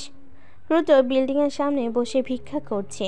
সে আজ সারাদিন লক্ষ্য করেছে বিল্ডিংয়ে কোনো ড্রেস কোড ও মেন্টালিটি নিয়ে প্রবেশ করেছে ও বের হয়েছে। রুদ্রের হাইলি অ্যাডভান্স ফরেন ডাক হ্যাকার্সরা মুহূর্তেই মধ্যেই সবার আইডেন্টিটি বের করে ফেলেছে। সন্ধ্যা ঘনিয়ে আসতেই রুদ্র বিল্ডিংয়ের পেছনে চলে যায়। বিল্ডিংয়ের ভেতর দিয়ে উঠলে রুদ্রের পরিচয় ফাঁস হওয়ার সম্ভাবনা আছে, তাই সে পেছনে চলে এসেছে। একটি পানির পাইপ এবং অসংখ্য এসি ডাক উঠে গিয়েছে গ্রাউন্ড ফ্লোর থেকে টপ ফ্লোর পর্যন্ত। রুদ্র তার ভিক্ষার থলেটা কাঁধে চাপিয়ে খুবই দক্ষতার সাথে উপরে উঠে গেল। এরপর সবার নজর এড়িয়ে 12তলার বেলকনিতে এসে দাঁড়ায়। তার মুখে ঠান্ডা হাসি, চোখে শিকারীর স্থিরতা, কারণ দেওয়ালের অপর প্রান্তে তার শিকার জাফর ইকবালের মিটিংয়ে ব্যস্ত। রুদ্র তার ব্যাগ থেকে হেডফোনের মতো একটি ডিভাইস বের করে। তারপর ডিভাইসের এক প্রান্ত দেওয়ালে লাগিয়ে আরেক প্রান্তে সে নিজে কানে দেয়। এর ফলে সে ভেতরের সমস্ত কথা শুনতে পাচ্ছে। স্যার, আজ রাতেও কি সেই বারে যাবেন, মানে মিটিং করতে? ভেতর থেকে জাফর ইকবালের শয়তানি হাসি ভেসে আসে। তুই তো বেশ ভালো করেই জানিস আমার ঘুম আসে না ক্লাবের মিটিং শেষ না করলে। ঠিক আছে স্যার, তাহলে আমি আপনার বডিগার্ডের অ্যালার্ট করে দেই। দেখিস সবাই যেন ছদ্মবেশে থাকে। এত লোক নিয়ে বস্তির পাশ দিয়ে গেলেই সবাই সন্দেহ করবে, এতে আমার কর্মকাণ্ড ফাঁস হয়ে যাওয়ার সম্ভাবনা আছে। এই নিয়ে আপনার চিন্তা করতে হবে না স্যার। আপনার পিএস থাকাকালীন আপনার গায়ে কেউ ফুলের ঠুকাও দিতে পারবে না। রুদ্র অপেক্ষা করতে থাকে তারা কখন বের হবে। তারা বের হতে হতেই রুদ্র ছদ্মবেশে বিল্ডিং থেকে নেমে যায়। লোকেশন শহরের বস্তির পাশে ক্লাব আরাবিয়া বুলু। রাত 12টা। ডিজে গান বেজে চলেছে। ভেতরে মাতাল ধোয়া মদ আর মেয়েদের উচ্ছৃঙ্খল হাসি। জাফর ইকবাল একটি ভিআইপি রুমে প্রবেশ করে। দুজন মেয়ে তার পাশে বসা। জাফর ইকবাল মাতাল নেশে হাসতে হাসতে সেসব মেয়েদের সাথে অশ্লীল কাজ করতে ব্যস্ত থাকে। আরেকদিকে ঠিক তার পেছনে অন্ধকারে ছায়ার মতো একজন একপাশে বসে আছে, হুডি মাথায়, চোখে তীব্র দৃষ্টি। সে গ্লাস ভর্তি হুইস্কি নিয়ে নিজের শিকারের ওপর শকুনে নজর রেখেছে। রুদ্রের হাতে বন্দুক খেলা করছে, যা দূর থেকে এক ওয়েটার দেখে ফেলে। সে দ্রুত জ্যাকের কানে ফিসফিস করে বলে, স্যার, একজন লোক বসের আশপাশ ঘুরছে আর তার হাতে বন্দুক। এক সতর্ক হয়ে যায়। সে দ্রুত পুরো ক্লাব ঘিরে ফেলে, কিন্তু কাউকে খুঁজে পায় না। এত কিছুর পরও জাফর ইকবালের হুঁশ নেই। সে তার পাশবিক কর্মকাণ্ডে লিপ্ত। রুদ্র দাঁড়িয়ে আছে ছাদের রেলিংয়ে। সামনে নীল আকাশ আর আকাশের নিচে এক কালো ছায়া, যার নাম রেড ড্রাগন। পরের দিনও রুদ্র জাফর ইকবালের পিছু নেই, কিন্তু এবারও জাফর তার রাতের মিটিং করতে পিছুপা হয় না। উল্টো সে তার সিকিউরিটি বাড়িয়ে দিয়েছে, যদিও রুদ্রের জন্য এসব সিকিউরিটিকে ধূলিসাৎ করার কোনো ব্যাপারই না। যদিও রুদ্রের জন্য এসব সিকিউরিটিকে ধূলিসাৎ করা কোনো ব্যাপারই না, তবে এতে সাধারণ মানুষেরও প্রাণহানি ঘটতে পারে। রুদ্র বেশ কিছুদিন জাফর ইকবালের পিছু নেয়। তার রুটিন দিনের বেলায় সাদামাটায় থাকে, তবে রাত হলেই তার পেছনের জানোয়ারটাকে দেখা যায়। কাহিনীর মাঝখানে মিরাজ বাগড়া দিয়ে বলে, জাফর তার অনৈতিক কারবার দিনের বেলাতেই করে। তুমি ওর বিভিন্ন গোপন মিটিংয়ের উপর নজর রাখলেই বুঝতে পারবে সে শিয়ালের থেকেও ধূর্ত। রুদ্র একগাল হেসে জবাব দেয়, এটা আমিও সন্দেহ করেছি মিস্টার মিরাজ, কিন্তু তদন্ত করার সময় পাচ্ছি না। আপনার মেয়ের জন্য আপনার মেয়েকে বুঝান সে যেন আমার পথে বারবার না আসে। আমি কোনো সহানুভূতি চাচ্ছি না আপাতত। তুমি এসব নিয়ে চিন্তা করো না, আমি আমার মেয়েকে সামলাবো। তোমাকে আমি আর 1 সপ্তাহ সময় দিচ্ছি, এর মাঝেই মিশন শেষ করে উধাও হয়ে যাও। রুদ্র কোনো জবাব না দিয়ে চেয়ার ছেড়ে উঠে এক্সিট গেটের দিকে পা বাড়ায়। তারপর ঘাটটা পেছনে কাত করে একটা বাঁকা হাসি দিয়ে বলে, আপনার ইলেকশনটা যেন কবে? উফস, ভুলেই গেছিলাম। 2 সপ্তাহ পর। এখন যদি আমি জাফর ইকবালকে মেরে ফেলি তাহলে তার দিকে কি ভোট বেশি পড়বে না? আমি ভোট নিয়ে চিন্তিত না, কারণ লোকবল বেশি আমার পক্ষেই। আমি চিন্তিত ওর কূটনীতি নিয়ে। ও বেঁচে থাকলে আমি কোনো কাজই করতে পারবো না। রুদ্রের ঠোঁটের কোণে আবারও সেই বাঁকা হাসি। ও হ্যাঁ, ভুলেই তো গেছিলাম। এই শহরের ড্রাগ সাপ্লাই থেকে শুরু করে চাইল্ড ট্রাফিকিং বিজনেস তো একমাত্র সেই আপনার নাম্বার 1 রাইভাল। চিন্তা করবেন না, শহরের ক্রাইম লর্ড ওরফে ম্যাড ম্যাক্স আপনার কাজ হয়ে যাবে। রুদ্র মিরাজের পাল্টা জবাবের অপেক্ষায় না থেকে চলে গেল। এদিকে মিরাজ বিস্ফোরিত দৃষ্টিতে রুদ্রের যাওয়ার দিকে তাকিয়ে রইল। সে বিড়বিড় করে বলল, রেড ড্রাগন, তুমি অনেক কিছু জেনে গিয়েছো। কাজ একবার শেষ হোক, তারপর তোমার হাল আমি তাই করব যেটা আমি আমার সিক্রেটে জানা ব্যক্তিদের করেছি। সকালবেলা বিশাল ড্রয়িং রুম, দামি মেঝে, দেওয়ালে রাজকীয় পেন্টিং, কাচের ভেতর রেয়ার ওয়ার্ল্ড ট্রফিগুলো চকচক করছে। আরিয়া কফির মগ হতে লিভিং রুমে ঢুকতেই বাবার গলা শুনে গেল। মিরাজ ঠান্ডা গলায় তার মেয়েকে ডাক দিল, আরিয়া মামনি, আমার সামনে বসো, তোমার সাথে কথা আছে। মিরাজ ডাইনিং টেবিলে বসে রুটিতে জ্যাম মাখাচ্ছে। আরিয়া চেয়ার টেনে দিয়ে বসে। কি হয়েছে বাবা, কিছু বলবে? তুমি কি কিছু বাকি রেখেছো বলার মতো? আমার মান সম্মান তো সব ডুবিয়ে দিলে তুমি। বাবা, তুমি কি বলছো আসলে আমি বুঝতেই পারছি না। তোমাকে নাকি একজন রাস্তার ভিখারির সঙ্গে বারবার দেখা যাচ্ছে, এর ব্যাখ্যা তুমি কিভাবে দিবে শুনি? আরিয়া চোখে স্থির করে উত্তর দিল, ভিখারির সঙ্গে? তুমি কি সত্যি শুধু বাইরের পোশাক দেখে মানুষ বিচার করো বাবা? আমি লোক দেখানো জাজমেন্ট করি না, আমি বাস্তবতা বুঝি। আমি শহরের সবচেয়ে বড় ফিগার, আর তুমি আমার মেয়ে। আমি তোমাকে সব কিছুতে স্বাধীনতা দিয়েছি, কিন্তু আমার একটা রেপুটেশন আছে। আর তুমি কিভাবে ভাবলে আমি তোমার রেপুটেশন নষ্ট করব? দেখো আরিয়া, আমি তোমাকে আজ পর্যন্ত কোনো কিছুতেই বাধা দেইনি। এমনকি তুমি আমার এত এত সম্পত্তি থাকা সত্ত্বেও তুমি একটি সামান্য স্কুলে পড়াচ্ছ, এটাও মেনে নিয়েছি। কিন্তু তাই বলে রাস্তার ভিখারির সাথে তুমি বন্ধুত্ব করবে, এটা তো আমি মেনে নিতে পারবো না। সামনে আমি ইলেকশনে দাঁড়াচ্ছি, পার্টি অফিসে আমার মান সম্মান কোথায় থাকবে তুমিই বলো। আরিয়া রাগ নিয়ন্ত্রণ করে বলে, রেপুটেশন যেটা আপনি নাটকীয় অ্যাক্সিডেন্ট করে বানান। মিরাজ বিস্ময়ে আরিয়ার দিকে তাকিয়ে থাকে। তুমি কি বললে? কে বলেছে সব বাজে কথা? আমি তোমারই মেয়ে বাবা। তুমি যেভাবে ধূর্ততার সাথে নিজেকে সবার সামনে ভদ্র প্রমাণ করে সবাইকে তোমার অনুগত করো, আমাকে সেভাবে পারবে না বাবা, কারণ আমি তোমার চেয়ে আরো বড় শয়তান।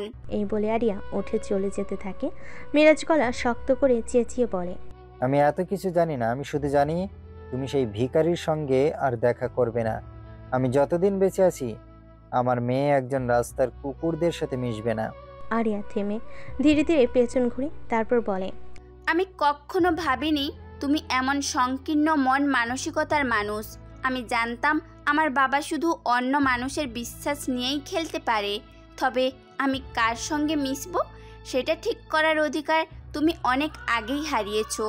আর তোমার কোনো কথা যে শুনবো সেই বিশ্বাসও আর নেই আমার মধ্যে।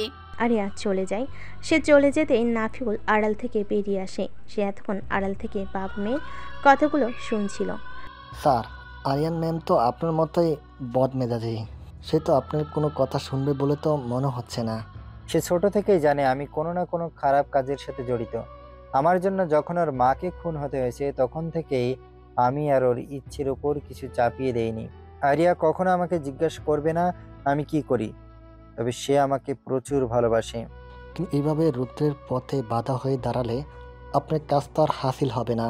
মিরাজ চিন্তিত গলায় বলল, তুমি রুদ্রের সাথে দেখা করো, আমি একটি পয়গাম ওর কাছে নিয়ে যাবে। ওকে বস। চারিদিকে ঝাঁঝা করে বাতাস বইছে, অন্ধকারে গাড়ির হেডলাইটে মাটি কাঁপছে। জাফর ইকবাল তার ক্যাডার বাহিনী নিয়ে একটি প্রাইভেট জমি দখল করতে এসেছে। বুলডোজার অস্ত্রধারী গার্ড, কয়েকজন মাফিয়া লিডার দাঁড়িয়ে আছে। জাফর ইকবাল চেঁচিয়ে ওর ক্যাডার বাহিনীদের বলছে, এই জমি আমার, ওদের বলে দে কাল ভোরের আগেই এখান থেকে বিদায় না নিলে সবগুলোকে গুলি করা হবে এই মাঠে। স্থানীয়দের কান্না, ভয়ে আতঙ্কিত চেহারা। ঠিক তখনই এক কোণে বালুর স্তূপের পাশে দাঁড়িয়ে এক ছায়ামূর্তি। ধীরে ধীরে ক্যামেরা জুম করে সে রুদ্র। গায়ে তার চিরচেনা ভিখারির পোশাক। সে ধীরে ধীরে জামার ভেতরে হাত দেয়, একটা পুরনো গ্লোক 19 বের করে এর হাতল স্পর্শ করে। রুদ্রের কাছে এটা মোক্ষম সুযোগ জাফর ইকবালকে পরকালে দর্শন করানোর। একটা পুরনো গ্লোক 19 বেরের হাতল স্পর্শ করে। রুদ্রের কাছে এটা মোক্ষম সুযোগ জাফর ইকবালকে পরকালে দর্শন করানো। সে বন্দুক টান দিতেই একটা শক্ত হাত তার কাঁধে এসে পড়ে। রুদ্র পিস্তল ছেড়ে দিয়ে পেছনে তাকায়। সেই রক্তক্ষয়ী দুটি চোখ, যার থেকে বাঁচতে রুদ্র পূর্বের শহর ছেড়ে দিয়েছিল। ইন্সপেক্টর শিফাত তার সামনে দাঁড়িয়ে আছে। তুই এখানে? শিফাতের চোখও কৌতূহল। রুদ্র নিজেকে ভাবলেশীন রেখে উত্তর দিল, আপনি কি আমাকে চেনেন? শিফাত ফিক করে হেসে দিল, চোখ থেকে সানগ্লাস নামিয়ে বলল, এত তাড়াতাড়ি ভুলে গেলে আমাকে?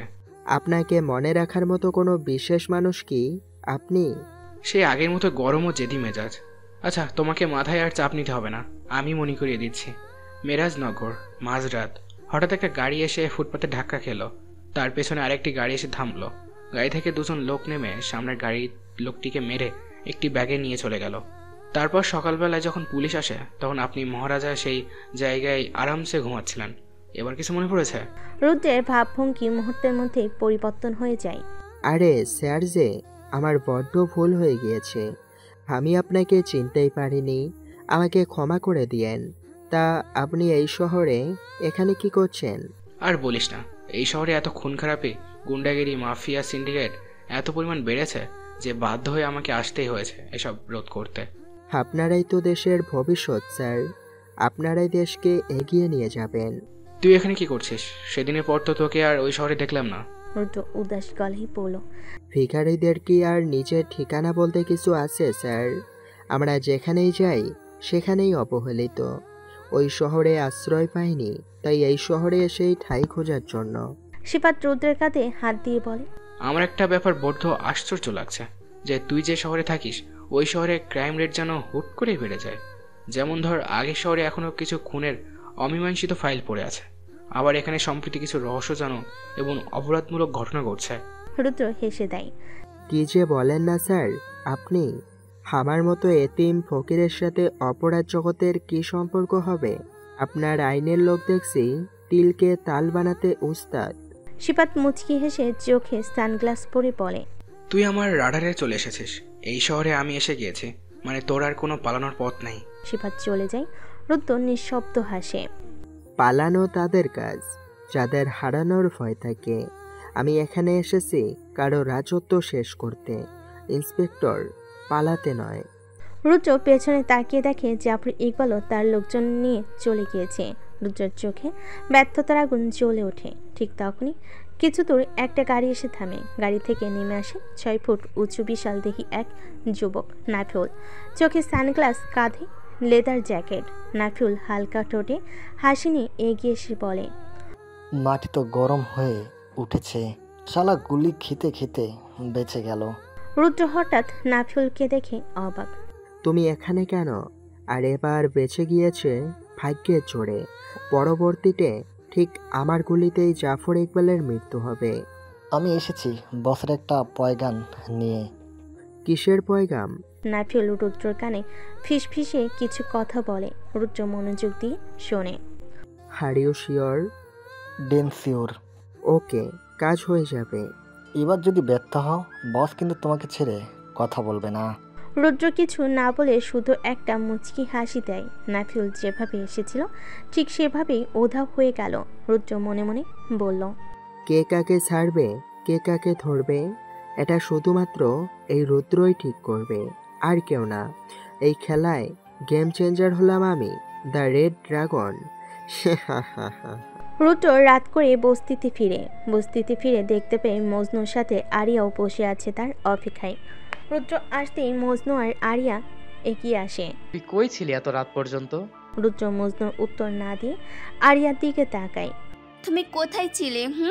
আমরা কত দুশ্চিন্তা করেছিলাম তোমাকে নিয়ে, তুমি জানো? রুদ্র গম্ভীর গলায় বলল, কেন? আপনি আমাকে নিয়ে চিন্তা কেন করবেন?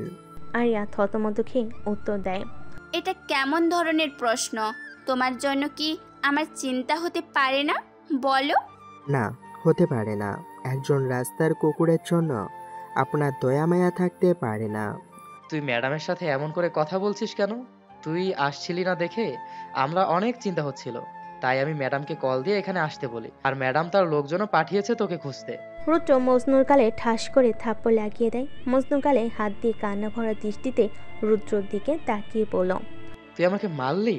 তোকে আমার জীবন নিয়ে মাতামতি করতে কে বলেছে? আমি রাতে আসি নাকি দিনে, এসব নিয়ে তোকে কে চিন্তা করতে বলেছে? একটা কথা মাথায় ভালোভাবে ঢুকিয়ে নে, আমি চাই না আমাকে নিয়ে কেউ ভাবুক। আশ্চর্য, তুমি ওকে কেন মারলে আর কথা শোনাচ্ছ? ও তো ভুল কিছু করেনি। তোমার বন্ধু হিসেবে তোমার জন্য চিন্তা করা ওর কর্তব্য। রুদ্র চেঁচিয়ে ওঠে, আমি কারো দয়া মায়া চাই না ম্যাডাম, আপনারা প্লিজ যান এখান থেকে। মজনু হালকা হেসে অভিমানী গলায় বলে, থাক, বাদ দেন ম্যাডাম। আমার কথায় আপনি এখানে এসে উল্টো অপমানিত হলেন, এর জন্য আমাকে মাফ করে দিবেন। আর রুদ্র, আমিও দুঃখিত তোর ব্যাপারে নাক গলানোর জন্য। এরকম আর হবে না, এখন আসি রে। মজনু কোথায় যেন একটা চলে গেল। রুদ্র, তুমি এটা ঠিক করলে না। তুমি সবসময় নিজেকে এতিম রাস্তার ফকির বলে অবহেলা করো, কিন্তু তুমি ভুল। এই দুনিয়ায় কেউ একা থাকে না, কেউ না। তুমি তোমার দৃষ্টিভঙ্গি বদলাও, না হলে একদিন সত্যিকারের অর্থেই একা হয়ে যাবা। আরিয়াও চলে যায়। রুদ্র পূর্বের মতো গম্ভীর দৃষ্টি নিয়ে দাঁড়িয়ে আছে, তার চেহারার কোনো পরিবর্তন আসেনি। রুদ্র থম মেরে কিছুক্ষণ দাঁড়িয়ে থেকে সেখানে। অল্প কিছুক্ষণের জন্য সে একটা ঘোরে চলে গেছিল। ঘোর কাটতে সে আশেপাশে তাকিয়ে মজনুকে খোঁজে, কিন্তু পায় না। সে এগিয়ে গিয়ে তাদের তাঁবুতে উকি মেরেও মজনুর কোনো চিহ্ন খুঁজে পায় না। মজনু কি তাহলে রাগ করে চলে গিয়েছে?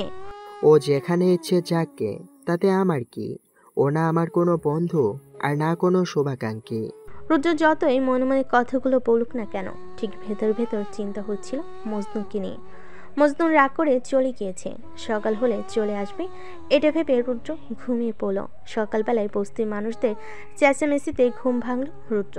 সে ঘুম চোখে উঠে চেঁচামেচির উৎস খুঁজতে গিয়ে দেখে বস্তির লোকজন বস্তির বাইরে রাস্তায় জড়ো হয়ে আছে। রুদ্র এগিয়ে গিয়ে দেখে মজনু রক্তাক্ত অবস্থায় মাটিতে পড়ে আছে। রুদ্র প্রথমবারের মতো ভয়ে জমে যায়। পর মুহূর্তে সে ছুটে মজনুর কাছে গিয়ে বসে। মজনু, এই মজনু, হোট, আমার ভাই। মজনুর পুরো শরীর রক্তে ভিজে গিয়েছে। রুদ্র শ্বাস চেক করে বুঝলো এখনো ওর শরীরে জান আছে।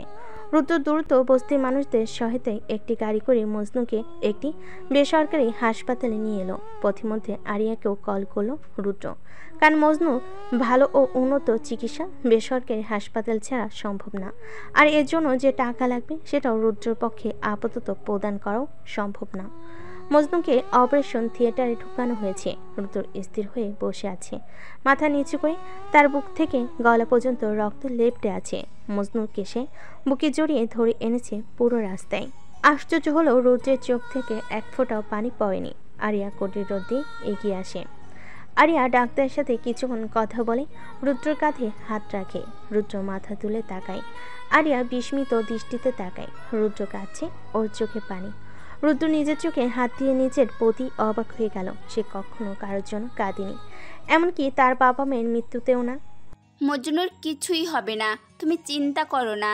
রুদ্র আরিয়াকে জাপটে ধরে কাঁদতে লাগলো। এই প্রথম রুদ্র রক্ত দেখে ভয় পেয়েছে, অথচ রক্ত রুদ্রের নিত্যদিনের সঙ্গী। আরিয়া রুদ্রকে সান্ত্বনা দিতে থাকে। ডাক্তার বলেছে রুদ্র দ্রুতই সুস্থ হয়ে যাবে, ওর শুধু রক্তক্ষরণ হয়েছে শরীর থেকে, তুমি চিন্তা করো না। সব কিছু আমার জন্য হয়েছে, সব কিছুর পেছনে আমিই দায়ী। আমি যদি মজনুকে তখন না অপমান করতাম তাহলে ও বস্তি থেকে বের হতো না, আর বস্তি থেকে বের না হলে ওর এই অবস্থাও হতো না। কিন্তু ওর এই অবস্থা হলো কিভাবে? কে করলো ওর এই অবস্থা? রুদ্র আরিয়ার প্রশ্ন শুনে আরিয়াকে ছেড়ে দিয়ে সরে গিয়ে বসে। তার চোখ দাউ দাউ করে জ্বলছে। Metro city police control room, রাত 11টা। রুদ্র, আরিয়া ও দুজন দাঁড়িয়ে আছে কন্ট্রোল রুমের ভিতরে বিশাল মনিটরের সামনে। তাদের পাশে দাঁড়িয়ে আছে পুলিশ কমিশনার। আরিয়া তার বাবার পরিচয়ে আইনকে নিজের ইচ্ছে মতো ব্যবহার করতে পারে, আবার প্রয়োজনে আইন ভাঙতেও পারে।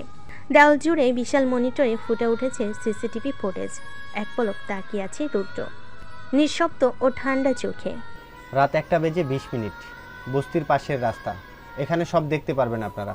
সিসিটিভি ভিডিও চালু হয়। ক্যামেরার ফুটেজে দেখা যাচ্ছে মজনু ধীরে ধীরে রাস্তা ধরে হেঁটে যাচ্ছে। তাকে অনেক দুঃখী দেখাচ্ছে। একটু দূরে একটি মেয়ে হেঁটে আসছে। রুদ্র দেখে চিনতে পারে মেয়েটি তার বস্তিরই, নাম সুমাইয়া। টাকার জন্য শরীর বেচলেও বিগত কয়েকদিন ধরে সে অসুস্থ। হঠাৎ ফুটেজে একটি কালো গাড়ি দেখা যায়। গতি থেমে যায় গাড়ির এক ঝটকায়। অন্ধকারে গাড়ির নাম্বার প্লেট দেখা যায় না। আরিয়া চোখ কুঁচকে সে গাড়িটি চিনতে পেরেছে। এই গাড়িটা, এটা তো। এই গাড়িটা আমি চিনতে পারছি। তার চোখে আগুন জ্বলছে। ভিডিওতে দেখা যায় গাড়ি থেকে নামা লোকটি মাতাল ভঙ্গিতে এগিয়ে আসে মেয়েটির দিকে। সে প্রথমে মেয়েটির হাত ধরে টানাটানি শুরু করে। মেয়েটি যেতে চায় না তার সাথে। সে চিৎকার করে। মজনু ছুটে যায়, লোকটিকে ধাক্কা দিয়ে সরিয়ে দিতে চায়। তখন লোকটি মজনুর পেট বরাবর লাথি মারে। মজনু রাস্তায় ছিটকে পড়ে। 6 ফুট লম্বা দেহি লোকটির সামনে 5 ফুট 4 ইঞ্চি মজনুর বেশিক্ষণ টিকতে পারে না। এরপর লোকটি মেয়েটিকে জোর করে গাড়িতে তোলে। তারপর গাড়ি স্টার্ট দেয়। মজনু উঠে বাধা দিতে গেলে গাড়িটি তার শরীরের উপর দিয়ে চালিয়ে দেয়। রক্ত ছিটকে পড়ে রাস্তায়। কন্ট্রোল রুমে নিঃশব্দে দাঁড়িয়ে থাকে সবাই। আজ যার কারণে বস্তির রাস্তা মজনুর রক্তে ভেসে গিয়েছে, সেই মানুষটির রক্ত আমি চুষে খাবো। অপরদিকে আরিয়ার দুচোখ লাল হয়ে গিয়েছে। তার হাত দুটো শক্ত হয়ে যায়।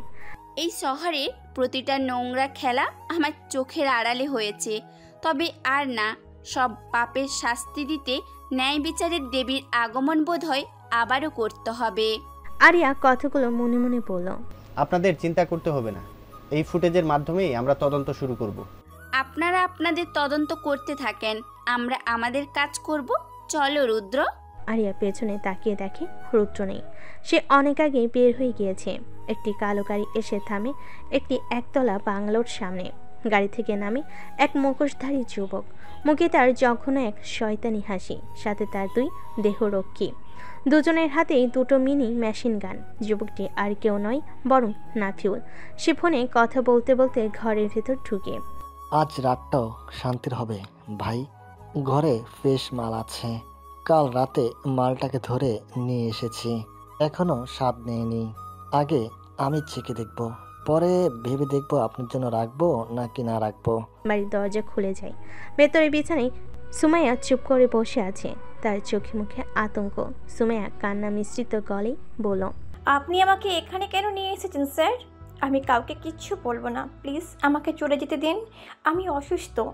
নাফিউল শয়তানি একটা হাসি দিয়ে বলল, অসুস্থ? আমার ভালোবাসার আদর পেলে দ্রুতই সুস্থ হয়ে যাবে।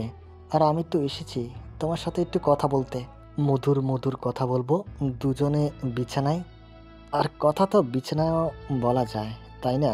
নাফিউল এগিয়ে এসে সুমাইয়ার চুলে হাত দিতে সুমাইয়া ফুপি কেঁদে ওঠে। দেখো মেয়েটির কাণ্ড, প্রতিরাতে যখন অন্যের বিছানা গরম করতে পারিস, তাহলে আমারটাও তোকে গরম করতে হবে। দরজার সামনে একটা সাইমূর্তি এসে দাঁড়ায়। ঠিক তখনই ব্ল্যাক হুডি, মুখে কালো মাস্ক, হাতে দস্তানা, চোখ রক্তিম লাল। তাকে দেখে বন্দুক হাতে সতর্ক হয়ে যায় গার্ডেরা। এই কে তুই? গার্ডরা বন্দুক তাক করে আগন্তুকের উদ্দেশ্যে। আগন্তুকটি বিদ্যুতের বেগে পকেট থেকে একটি ছুরি বের করে বসিয়ে দেয় গার্ডের গলায়। সে মেঝেতে লুটিয়ে পড়ে। গার্ড দ্বিতীয় বন্দুক চালানোর আগেই আগন্তুক তার বুক বরাবর লাথি মারে। লাথির জোরে এতটাই ছিল যে গার্ড দরজা ভেঙে ভেতরে গিয়ে পড়ে। গার্ডটি বুকের হাড় ভেঙে সেখানেই স্পট ডেথ। নাফিউল থমকে যায়। সুমাইয়ের পোশাক খুলতে ব্যস্ত ছিল সে। সুমাইয়া সুযোগ বুঝে উঠে দাঁড়িয়ে এক কোণে গিয়ে দাঁড়ায়। নাফিউল উঠে আগন্তুকের সামনে এসে দাঁড়ায়। আগন্তুক ঘাড় কাত করে সুমাইয়ার দিকে তাকায়। সুমাইয়া তখনও কাঁপছে। কে তুই? তোর শেষ। নাফিউল উচ্চ স্বরে হাসে। আমার শেষ কেউ না, আমি অমর। ইতিহাস সাক্ষী, যে নিজেকে অমর বলে দাবি করে তার ধ্বংস অনিবার্য। মুখ ডেকে ছদ্মবেশে আমাকে ধ্বংস করবি তুই? তোর মতো 2 টাকার ছদ্মবাসী খুনিদের আমি হাতের সামনে ফেলেই ফিসে ফেলি। সাহস থাকলে আয়। নাফিউল হাত মুঠ করে সামনে এগিয়ে আসে। আগন্তুকটি আক্রমণাত্মক ভঙ্গিতে এগিয়ে যায়। নাফিউল হাত দুটো দিয়ে ঘুষি মারতেই আগন্তুকটি 2 হাত দিয়ে ব্লক করে একটি লাথি মারে। নাফিউল কিছুটা ছিটকে যায়। আগন্তুক বুঝতে পারে নাফিউল ট্রেন্ড প্রাইভেট কমান্ডো। তবে আগন্তুকও পিছিয়ে নেই। সে দৌড়ে যায়। তবে নাফিউল এবার প্রস্তুত ছিল। সে বাতাসের গতিতে আগন্তুকের মুখ বরাবর ঘুষি মারতেই আগন্তুক ছিটকে দূরে গিয়ে মেঝেতে পড়ে। নাফিউল ধীরে ধীরে এগিয়ে হেঁটে এলো, হাতে ধাতব রড। তার মুখে বিকৃত এক হাসি। আচমকা আগন্তুক লাফ দিয়ে উঠে দাঁড়ায়। তার চোখে আগুন। আজ তুই আফসোস করবি নিজের জীবনের শেষ ভুল শিকারের জন্য, কারণ শিকারই কখনো শিকার হয় না। আগন্তুক ঠান্ডা গলায় বলল, তুই ভুল বলেছিস। আমি তো শিকার করার জন্য কোনো বাঘ কিংবা শিয়াল না। আমি হলাম সেই অন্ধকার যেটা প্রতিটা শিকার ও শিকারের রাতের ঘুম হারাম করে দেয়। নাফিউল এক লাফে এগিয়ে এসে রড দিয়ে আগন্তুকের কাঁধে সজোরে আঘাত করে। তার শরীর কেঁপে ওঠে। রডের বাড়ি পড়ে আবার পিঠে। এবার সে একটু হেলে পড়ে যায়। নাফিউলের ঠোঁটে শয়তানি হাসি বজায় রেখে বলে, তোর মতো কাপুরুষ নাকি অন্ধকারের রাজা? আগন্তুক ধীরে ধীরে উঠে দাঁড়ায়। তারপর নিজের মুখোশ খুলে ফেলে। রুদ্রকে নিজের প্রতিদ্বন্দ্বী হিসাবে দাঁড়িয়ে থাকতে দেখে নাফিউল চমকে যায়।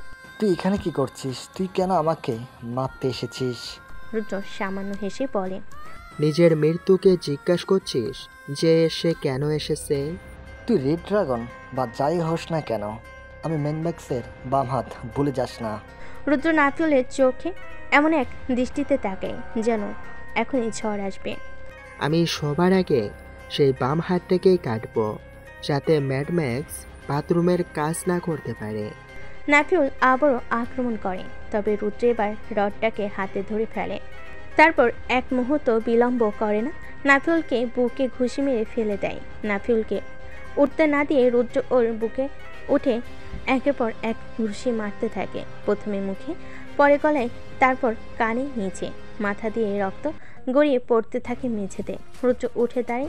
নাফিউল রক্তকাশি দিতে থাকেন। রুদ্র বজ্রকণ্ঠে বলেন, তোর আমার ভাইকে মারা উচিত হয়নি। নাফিউল কিছু বলার আগে রুদ্র মেঝে থেকে এক টুকরো লোহার শিক ধরে তুলে নেয়। তারপর ধীরে ধীরে সেটা নাফিউলের একটি চোখে গেঁথে দেয়। নাফিউল কিছুক্ষণ ছটফট করতে করতে একসময় তার শরীর স্থির হয়ে মেঝেতে পড়ে থাকে।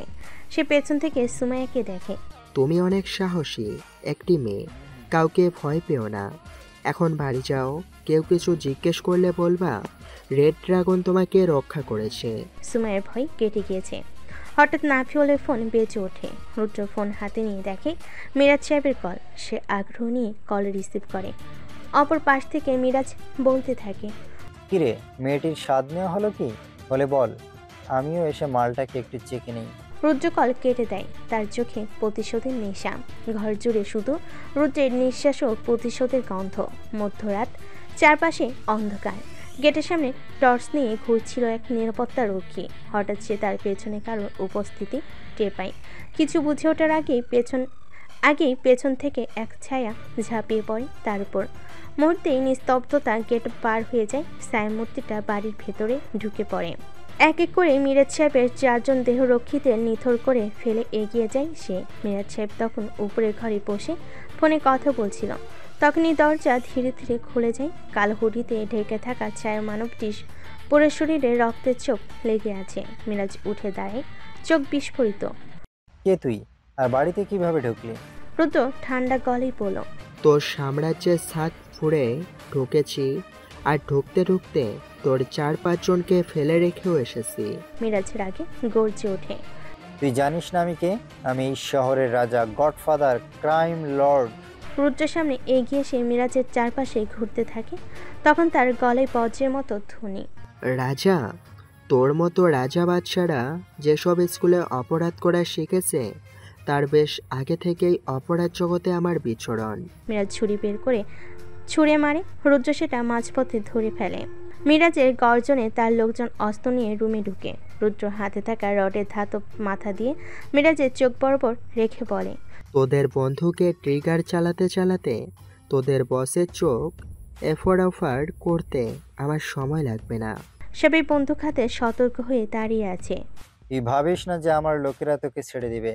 তুই আমার বাড়ি থেকে বের হওয়ার আগেই লাশ হয়ে যাবি। কে মারবে আমাকে? তোর পালতু কুকুর নাফিওল এখানে আসার আগেই এই রড দিয়ে তোর কুকুরের চোখ গলিয়ে এসেছি। মিরাজ হতভম্ব হয়ে যায়। এসেছিলাম তো তোকেও শেষ করতে, কিন্তু তোর মতো লোক মেরে ফেললে তোর পাপ ধুয়ে যাবে। কিন্তু আমি সেটা চাই না। আমি চাই তুই প্রতিটা রাত ঘুমাবার আগে মরার ভয় পাস। তুই মৃত্যুর স্বাদ গ্রহণ প্রতিটা মুহূর্তে করিস। আমি তোর ছায়া হয়ে থাকব, তোর নিঃশ্বাস থাকবে আমার উপস্থিতি। রুদ্র মিরাজকে মাটিতে ফেলে দিয়ে ধীরে ধীরে চলে যায়। মিরাজ ভয়ে আর রাগে কাঁপে। গার্ডরা বন্দুক হাতে দাঁড়িয়ে কুকড়ে দাঁড়িয়ে আছে। নাফিউলের ক্ষমতা সম্পর্কে সবে জানত, যে কিনা নাফিউলকে মারতে পারে। তারপর হামলা করা বুদ্ধিমানে কাজ হবে না। মিরাজের আগেই হুঙ্কার দিয়ে ওঠে। ভোর ভোর নাফিউলের বাংলোর সামনে আরিয়ার গাড়ি এসে থামে। সে গাড়ি থেকে বেরিয়ে আসে। তার হাতে শোভা পাচ্ছে চাইনিজ দুটো প্লেট। সে দরজার সামনে এসে দুটি লাশ দেখতে পায়। চোখে বিস্ময় আর টেনশন। সে ভিতরে ঢুকে দেওয়ালে রক্তের ছোপ। মেঝেতে পড়ে আছে নাফিউলের বিকৃত দেহ, মুখ হাঁ করে খোলা, চোখে ঢোকানো লোহার শিক। আরিয়া চিৎকার দিয়ে ওঠে, নাফিউল! সে হাঁপাতে হাঁপাতে চারপাশ দেখে। হাতের ব্লেড দিয়ে সে মেঝেতে কোপ মারে। আরিয়ার আগে ফোঁস করতে থাকে, কে পারলো? কে পারলো? আমার আগে কে পারলো তোকে খুঁজে? আমি নিজেই মারার কথা ভেবেছিলাম তোকে, কিন্তু কে আমার আগে এসে এইভাবে, কিন্তু এত বড় নেটওয়ার্ক যে কিনা আমার অগোচরই আমার শিকারকে শিকার করে ফেলে। আমার নেটওয়ার্ক ব্রেক করে আমাকে পেছনে ফেলে কেউ একজন তাকে হত্যা করেছে। মানে আমার থেকেও বড় কোনো শিকারী এই শহরে এসে গিয়েছে। কিন্তু কে এসে? চোখে অদ্ভুত আলো জ্বলে ওঠে আরিয়ার। রুদ্র? না, সে তো নিজেই রাজু মাস্তানের লোকেদের কাছে অপদস্থ হয়েছে। তাহলে কে করতে পারে? আরিয়া চিন্তায় মগ্ন হয়ে যায়। অন্ধকারকে মেটাতে সে একাই এই রাস্তায় নেমেছিল। তাহলে এখন কে তার পথ অনুসরণে নেমেছে? সকাল হতে না হতেই বস্তির চারপাশে ভিড় লেগে গিয়েছে। লোকজন ফিসফিস করে বলছে, কাল যে মেয়ে নিখোঁজ হয়েছিল সে ফিরে এসেছে। ছোট্ট কাঠের একটা ঘরের সময়ে বসে কাটছে। চোখ তার ভয়ঙ্কর লাল। হয়তো কাল রাতের ভয়াবহ দৃশ্যগুলো এখনও সে তার মন থেকে বের করতে পারেনি। তার সামনে বসে সিগারেট ফুঁকছে ইন্সপেক্টর সিফাত। পুরো ঘরে শুধু এই দুজন বাদে মেয়েটির মা রয়েছে, আর বস্তির সবাই বাহিরে এসে ভিড় জমিয়েছে। সিফাত নরম স্বরে জিজ্ঞাসা করল, তুমি নিশ্চিত যে তার চেহারা দেখোনি, বা এমন কিছু যার মাধ্যমে আমরা তাকে চিহ্নিত করতে পারি? না স্যার, আমি সত্যি বলছি, আমি তাকে দেখিনি। তার মুখ ঢাকা ছিল কালো মাস্ক দিয়ে। পাশ থেকে সুমাইয়ের মা বলে উঠল, স্যার, ও আমার মেয়েকে বাঁচিয়েছে। আমার মেয়ে যদি সেই রক্ষাকারী ফেরেশতার কথা জানতো তাও সে কাউকে কিছু বলতো না। আমার মেয়েকে ওই শিওর উঠিয়ে নিয়ে পুরো একদিন তার কাছে রেখেছে। কই, তখন তো আপনারা কেউ আসেননি, কেউ খুঁজে বের করতে পারেনি আমার মেয়েকে। উল্টো ওই বস্তির আর এক ছেলে আমার মেয়েকে বাঁচাতে গিয়ে রক্তাক্ত হয়ে হাসপাতালে ভর্তি। হ্যাঁ স্যার, ওই নাপিউল আমাকে গাড়িতে ঢোকানোর চেষ্টা করছিল। ওর মুখে প্রচুর মদের গন্ধ, কিন্তু হঠাৎ কোথা থেকে যেন মজনু ভাইয়া এসে আমাকে বাঁচানোর চেষ্টা করে, কিন্তু ওই দানবটার সামনে টিকতে পারে না। আর আমাকে বাঁচিয়েছে সে। আপনাদের কাছে দানব হলেও আমাদের বস্তিবাসীদের কাছে সে ফেরেশতা। সিফাত রাগ ও অপমানে কটমট করে নিচের দিকে তাকায়। শিপাত উঠে দাঁড়ায়। সে এখান থেকে আর কোনো তথ্য পাবে না, বোঝা শেষ তার।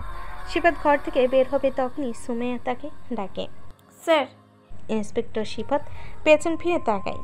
আমাকে যে বাঁচিয়েছে সে বলেছে যদি কেউ তার খোঁজ করে তাহলে একটা নামই জানাতে। শিপাত কৌতূহলী হয়ে তাকায়। কি নাম? Red dragon.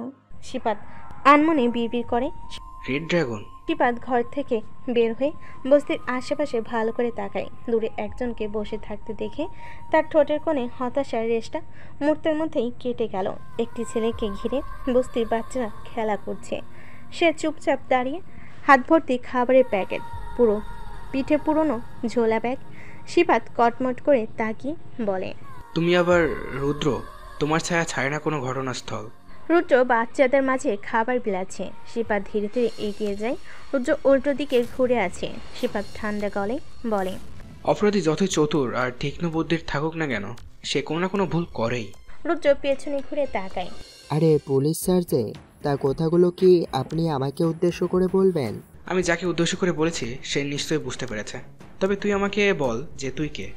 রুদ্র হালকা হেসে বলল, আমি কে মানে? আমাকে তো আপনি ভালো করে চেনেন। আমি রুদ্র। আমি জানি তুই রুদ্র, কিন্তু এই পরিচয়ের পেছনেও যে আরও একটা পরিচয় আছে সেটিও আমি জানি।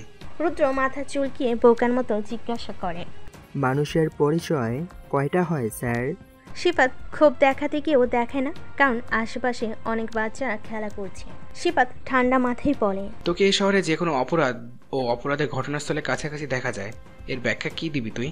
তুই কি কোনো ফেরেস্তা, নাকি কোনো রাক্ষস, নাকি রেড ড্রাগন? শেষের কথাটা শিপাত আসতেই বলে। রুদ্রের মুখের ভাবভঙ্গির কোনো পরিবর্তন হয় না। সে আগের মতো করেই বলে, আমি হলাম মানুষের ছায়া। মানুষ যেখানে পদচারণ করে তার পিছু পিছু আমিও করি, কিছু সাহায্য ও ভিক্ষা পাওয়ার আশায়। এর থেকে আমি বেশি কিছু জানি না।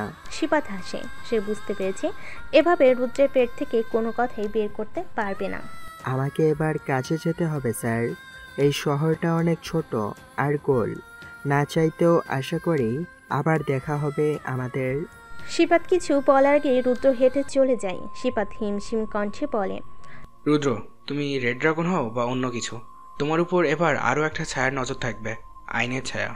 লোকেশন মিরাজের বাংলো। সকাল 11টা। আকাশ থমথমে। বিলাসবহুল বাংলোর ভেতর মাতম।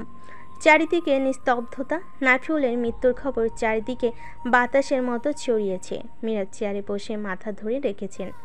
টেবিলে রাখা নাফিউলের ছবি। মিরাজের ফোন বেজে চলেছে। প্রেস, মিডিয়া, পার্টি অফিস সবাই জিজ্ঞেস করছে একটাই কথা, নাফিউল কেন মরল? কে মারল ওকে? সবাই জানে নাফিউল মিরাজের স্ট্রং পয়েন্ট। নাফিউলের তীক্ষ্ণ বুদ্ধি ও দানবের মতো শক্তির জোরে মিরাজের সাম্রাজ্য অনেকটা ভিদ করেছে, আর এখন সেই শক্তি নেই। মিরাজ মাথায় হাত দিয়ে বসে আছে, চোখ লাল, মাথা নিচু করে রেখেছে তার পিএস। মিরাজ গর্জে ওঠে তার লোকেদের উদ্দেশ্যে, তোরা কেউই পারলি না। কালকে এসেছিল আমার বাংলোতে, কে মারলো, কোথায় মারলো, কেন মারলো নাফিউলকে? এই শহরে নতুন কোনো শিকারী এসেছে, আর এসেই আমার সব থেকে বড় গুটিকে শিকার করে চলে গিয়েছে। আমি কিছুই জানলাম না। সব কাঠ মাথা নিচু করে দাঁড়িয়ে আছে। যে দুনিয়া ছেড়েছে তাকে নিয়ে শোক বানানোর কিছুই নেই, বরং তার জায়গাটা কিভাবে পূরণ করা যায় সেটা নিয়ে সবার ভাবা উচিত। মিরাজ চোখ তুলে তাকায়। দরজার ফ্রেমে দাঁড়িয়ে আছে রুদ্র। সাদা টি শার্ট, জিন্স, চোখে ঠান্ডা তাচ্ছিলের ছাপ। মিরাজ উঠে দাঁড়ায়, এক দৃষ্টে রুদ্রের দিকে তাকিয়ে বলে, তুই সব শেষে এসেছিস, এখন তুই আমার শেষ ভরসা। রুদ্র চোখে চাহনি স্থির। মিরাজ ধীরে ধীরে এগিয়ে আসে, ঠান্ডা গলায় বলে, তুই জানিস তো আমার সাথে গতকাল থেকে কি হচ্ছে? আমার ঘরে ঢুকে আমার চোখে রড গাঁথার হুমকি দিয়ে গিয়েছে একজন, অথচ আমি কিছুই করতে পারলাম না। আমার সবচেয়ে শক্তিশালী যোদ্ধা নাফিউলকেও সে হত্যা করেছে, তাও কিছুই করতে পারলাম না। এবার যা করার তুই কর। রুদ্র একটু হেলে দাঁড়ায়, চোখে শিকারের ভঙ্গি, গলায় ভয়াল টোন। যার কিছু হারাবার নেই সে পৃথিবীতে রাজ করতে পারে। আপনাকে যে হুমকি দিয়েছে সে বেশ ভালো করেই জানে যে আপনার ভিতরটা ফাঁকা। মিরাজ ধমক দিয়ে ওঠে, তুই চুপ কর। তুই আমার জন্য কাজ করিস, আমি তোকে ডেকে এনেছি আমার শিকারদের খুঁজে মারার জন্য, আর তুই আমাকে বুঝাতে আসছিস? উত্তেজিত হলে কি সব কিছুর সমাধান হবে? আপনি দ্য গ্রেট ম্যাডম্যাক্স, অথচ আপনার চোখের সামনে একজন এসে আপনার রাজত্বের ভিত দুর্বল করে চলে গেল, আর আপনি কিছুই করতে পারলেন না। মিরাজ চেয়ারে বসে পড়ে, তারপর হতাশ গলায় বলে, তুই জানিস আমি কেমন মানুষ? কাউকে মারতে হলে আমি কন্ট্রাক্ট দেই, নিজে মাঠে নামি না। আমি এখন তোর উপর নির্ভরশীল, কারণ তোর মতো মানুষদের কেনা যায় না, ভাড়া করা যায় না, তোদের শুধু সম্মান করা যায়। যে কাজে নামিস তুই সেই কাজ শেষ করেই উঠিস। জাফরকে ছাড় তুই। এবার তোর কাজ একটাই, যে নাফিউলকে মেরেছে তাকে খুঁজে বের কর আর আমার কাছে নিয়ে আয়। তার বুক ঝাঁঝরা করে দেব আমি। রুদ্র একটু হেসে বলে, আপনি সঠিক সময়ে সঠিক ডিসিশন নিতে পারেন না বলেই আজ আপনার এই হাল। মিরাজ বিস্মিত দৃষ্টিতে তাকায়। রুদ্র বলতে থাকে, আমি ওকে খুঁজে ঠিকই বের করব, তবে জাফরকে তো আমি ছাড়ছি না। আপনি কিভাবে নিশ্চিত? আপনি যেমন আমাকে ডেকেছেন জাফরকে ধ্বংস করতে, আপনাকেও ধ্বংস করার জন্য কাউকে আনা হয়নি। এটা তো আমার মাথায় আসেনি। এই কাজ জাফর ছাড়া আর কেউ করতে পারে না। এত সামান্য একটা কথা আমার মাথায় আগে কেন আসেনি? আমি ছায়ার মাঝেও রহস্যের ছায়া খুঁজি, মুখোশের পেছনের চেহারা দেখতে পাই। আমার হাত থেকে বেশি দিন কেউ বাঁচতে পারে না। আমার শিকার অলরেডি লকড, এবার যেই আসবে তার ধ্বংস অনিবার্য। রুদ্রের চোখ সরু হয়ে যায়, মিরাজের গলা কাঁপে, তবে সে নিজেকে ধরে রাখে। রুদ্র ধীরে ধীরে ঘর থেকে বেরিয়ে যায়, তার ঠোঁটের কোণে ঠান্ডা এক বিদ্রুপের হাসি। সে জানে এই মানুষটা চোখের জল কৃত্রিম, সে জানে এই মানুষের মৃত্যুই তার লক্ষ্য, এবং এখন এই মানুষটার তার সামনে হাঁটু গেড়ে বসে বলছে, আমার প্রতিশোধে তুই সাহায্য কর। রুদ্র বেরিয়ে যেতে 1 ঘন্টা পর বাংলাতে পদার্পণ হয় ইন্সপেক্টর শিফাতে। তার আসার খবর অনেক আগেই মিরাজ পেয়েছিল। ঘরে রাজকীয় সজ্জা, দেওয়ালে রাজনীতিবিদদের সঙ্গে তোলা পুরনো ছবি, মাঝখানে একটি মহার্ঘ কাঠের ডেস্ক, সামনের সোফায় বসে আছেন মিরাজ সাহেব, চোখে ক্লান্তির ছাপ। ঘরের দরজা ঠেলে ঢুকলেন একজন উচ্চপদস্থ police officer, inspector Shifat. Miraj মাথা তুলে তাকালেন, কণ্ঠে গাম্ভীর্য। ও ইন্সপেক্টর সিফাত, বসুন আপনি। শহরের দায়িত্ব এখন আপনার কথা শুনলাম। শিফাত হালকা হেসে বসে পড়লেন, একদৃষ্টে মিরাজকে দেখে বলেন, পুরো শহরের কথা তো বলতে পারবো না, তবে আপনার পিএ নাফিউলের মৃত্যুদণ্ডের দায়ভার আমার কাঁধেই পড়েছে। তদন্ত আগাতে আপনার সাথে কিছু কথা বলা উচিত, তাই এসেছি। আর কিছু গুরুত্বপূর্ণ তথ্য পেলাম, ভাবলাম আপনার সঙ্গে শেয়ার করি। মিরাজ গলা খাকারি দিয়ে বললেন, ওকে তো আমি চোখের সামনে বড় হতে দেখেছি, ওর সাথে এমন কিছু হবে ভাবতেও পারিনি আমি। ভবিষ্যতে পার্টির গুরুত্বপূর্ণ দায়িত্ব নেওয়ার মতো হয়ে উঠেছিল সে। সিফাত পকেট থেকে একটি মোবাইল ফোন বের করে রাখলে টেবিলের উপর। এই ফোনটা নাফিউলের। অটো কল লিস্টে দেখা গেছে মৃত্যুর ঠিক আগেই সে একাধিকবার আপনাকে কল করেছে, এবং মৃত্যু ঠিক পরেও আপনার সাথে ওর কথা হয়েছে। মিরাজ চোখ সরু করে তাকালেন, ঠান্ডা গলায় বলেন, আপনি কি বোঝাতে চাচ্ছেন অফিসার? নিজের বসকে কল করায় কি কোনো অপরাধ? মিরাজের চোখে মুখে ক্ষীণ উদ্বেগ। শিফাত ঠান্ডা গলায় উত্তর দিল, না, আমি শুধু বলছিলাম আপনার সাথে শেষবার কথা হয়েছিল, আর ও মরার পর আপনি ওকে কল দিয়েছিলেন, এবং সেই কল রিসিভও হয়েছিল। ফোনের সকল ডেটাই আছে আমাদের কাছে। আর মেয়েটা বলেছে একজন মুখোশধারী হুডি পরা মানুষ এসে তাকে বাঁচিয়েছে। তার চেহারা দেখেননি, তবে সে নামটা জানে। মিরাজের চোখ মুখে আগুন জ্বলে ওঠে। কি নাম ওর? জলদি বলেন আমাকে, নিজ হাতে ওকে শাস্তি দেব। শিফাত মিরাজের চোখে চোখ রেখে জবাব দেয়, রেড ড্রাগন। ঘরটা হঠাৎ থমকে গেল, দুপক্ষের মাঝে নীরবতা বিরাজমান। আমি জানি না রেড ড্রাগন কে, তবে সে নিশ্চয়ই আপনার খুব কাছের কেউ। মিরাজ প্রথমে কিছু না বলে কফির কাপ তুললেন, তারপর খুব ধীরে একটা চুমুক দিয়ে বলেন, আমি জানি না রেড ড্রাগন কে। মুখোশের আড়ালে থাকা অনেক খলনায়ক এ শহরে এসেছে, তাদের সবাইকে আইন শাস্তি দিয়েছে। এবার তুমি রেড ড্রাগনকে খুঁজে বের করতে পারো কিনা সেটাই দেখার বিষয়। শিপাত গা ঘেঁষে একটু সামনে ঝুঁকে বলেন, আমার সব সেন্স বলছে এই লোকটা নতুন কেউ নয়। এই শহরে অনেক আগে এসেছে সে, এবং তার যাত্রা শুরু হয়েছে কারোর রাজত্ব শেষ করার জন্য। মিরাজ চোখ শুরু করে তাকায়। তুমি কাকে সন্দেহ করছো অফিসার? শিপাত মৃদু হাসি, আমি কাউকে সন্দেহ করি না মিস্টার মিরাজ, আমি শুধু তাদের চিহ্নিত করি যাদের ছায়ার মৃত্যু ঘোরাফেরা করে। এক মুহূর্তের জন্য চোখে চোখ যুদ্ধের আহ্বান যেন। শিপাত উঠে দাঁড়ায়, টেবিল উপর রাখা ফোনটা পকেটে নিতে বলে, আপনি রেড ড্রাগনের নাম শোনেননি সেটা বিশ্বাস করলাম, কিন্তু ভবিষ্যতে যখন তার সঙ্গে মুখোমুখি হবেন তখন মনে রাখবেন কেউ কাউকে দ্বিতীয়বার সুযোগ দেয় না। মিরাজ আস্তে করে ফিসফিসিয়ে বলে ওঠেন। এই শহরে মৃত্যু এলে সবার আগে আমার থেকে অনুমতি নিতে হয়। শিপাত ঘর ছেড়ে বেরিয়ে যায়। মিরাজ এক মুহূর্ত তাকিয়ে থাকেন তার দিকে, তারপর মুখে কেমন এক হাসি ফুটে ওঠে। একটা কল দেন নিজের দেহরক্ষীকে। রুদ্র কোথায়? ওর সঙ্গে আমার আবারও জরুরি কথা আছে। ওকে যেখানে পাবি সেখান থেকেই ধরে নিয়ে আসবি। মজনু হাসপাতালে বেডে বসে আছে, মাথা ও বাম কাঁধে ব্যান্ডেজ, চোখ মুখে চাপা অভিমান। সামনে রুদ্র মাথা নিচু করে দাঁড়িয়ে আছে, পাশের সোফায় বসে আছে আরিয়া। আরিয়া রুদ্রকে চোখ দিয়ে ইশারা করল। রুদ্র ইশারা বুঝতে পেরে এগিয়ে গিয়ে বলল, দোস্ত এবার একটু রাগটা কমা। ডাক্তার বলেছে তুই খুব তাড়াতাড়ি ঠিক হয়ে যাবে। একটু রেস্ট নে আর আমাকে ক্ষমা করে দিস প্লিজ। মজনু মুখ ফিরিয়ে বলল, যারা আমার সবচেয়ে কাছের তারাই পাশে ছিল না যখন আমার রক্ত ঝরছিল। কেউ আমার আপন না, সবাই আমার পর। রুদ্র আর চোখে আরিয়ার দিকে তাকালো। আরিয়া মুখ টিপে হাসছে। রুদ্রের আগুন চোখ দেখে আরিয়া একটু দম নিয়ে বলল, রুদ্র সবসময় তোমার কাছেই ছিল, কিন্তু তাকে আর আমাকে পুলিশ কন্ট্রোল রুমে যেতে হয়েছিল তোমার ভিডিও বের করতে। আমাকে নিয়ে কারো মাথা ব্যথা না করলেও চলবে, আমি আমার পরোয়া করি না। অন্তত মেয়েটিকে যদি বাঁচাতে পারতাম। মেয়েটি সুস্থ ও নিরাপদ আছে। মজনু ভুরু কুচকায়। মানে? আরিয়া আনমনে বলে উঠল,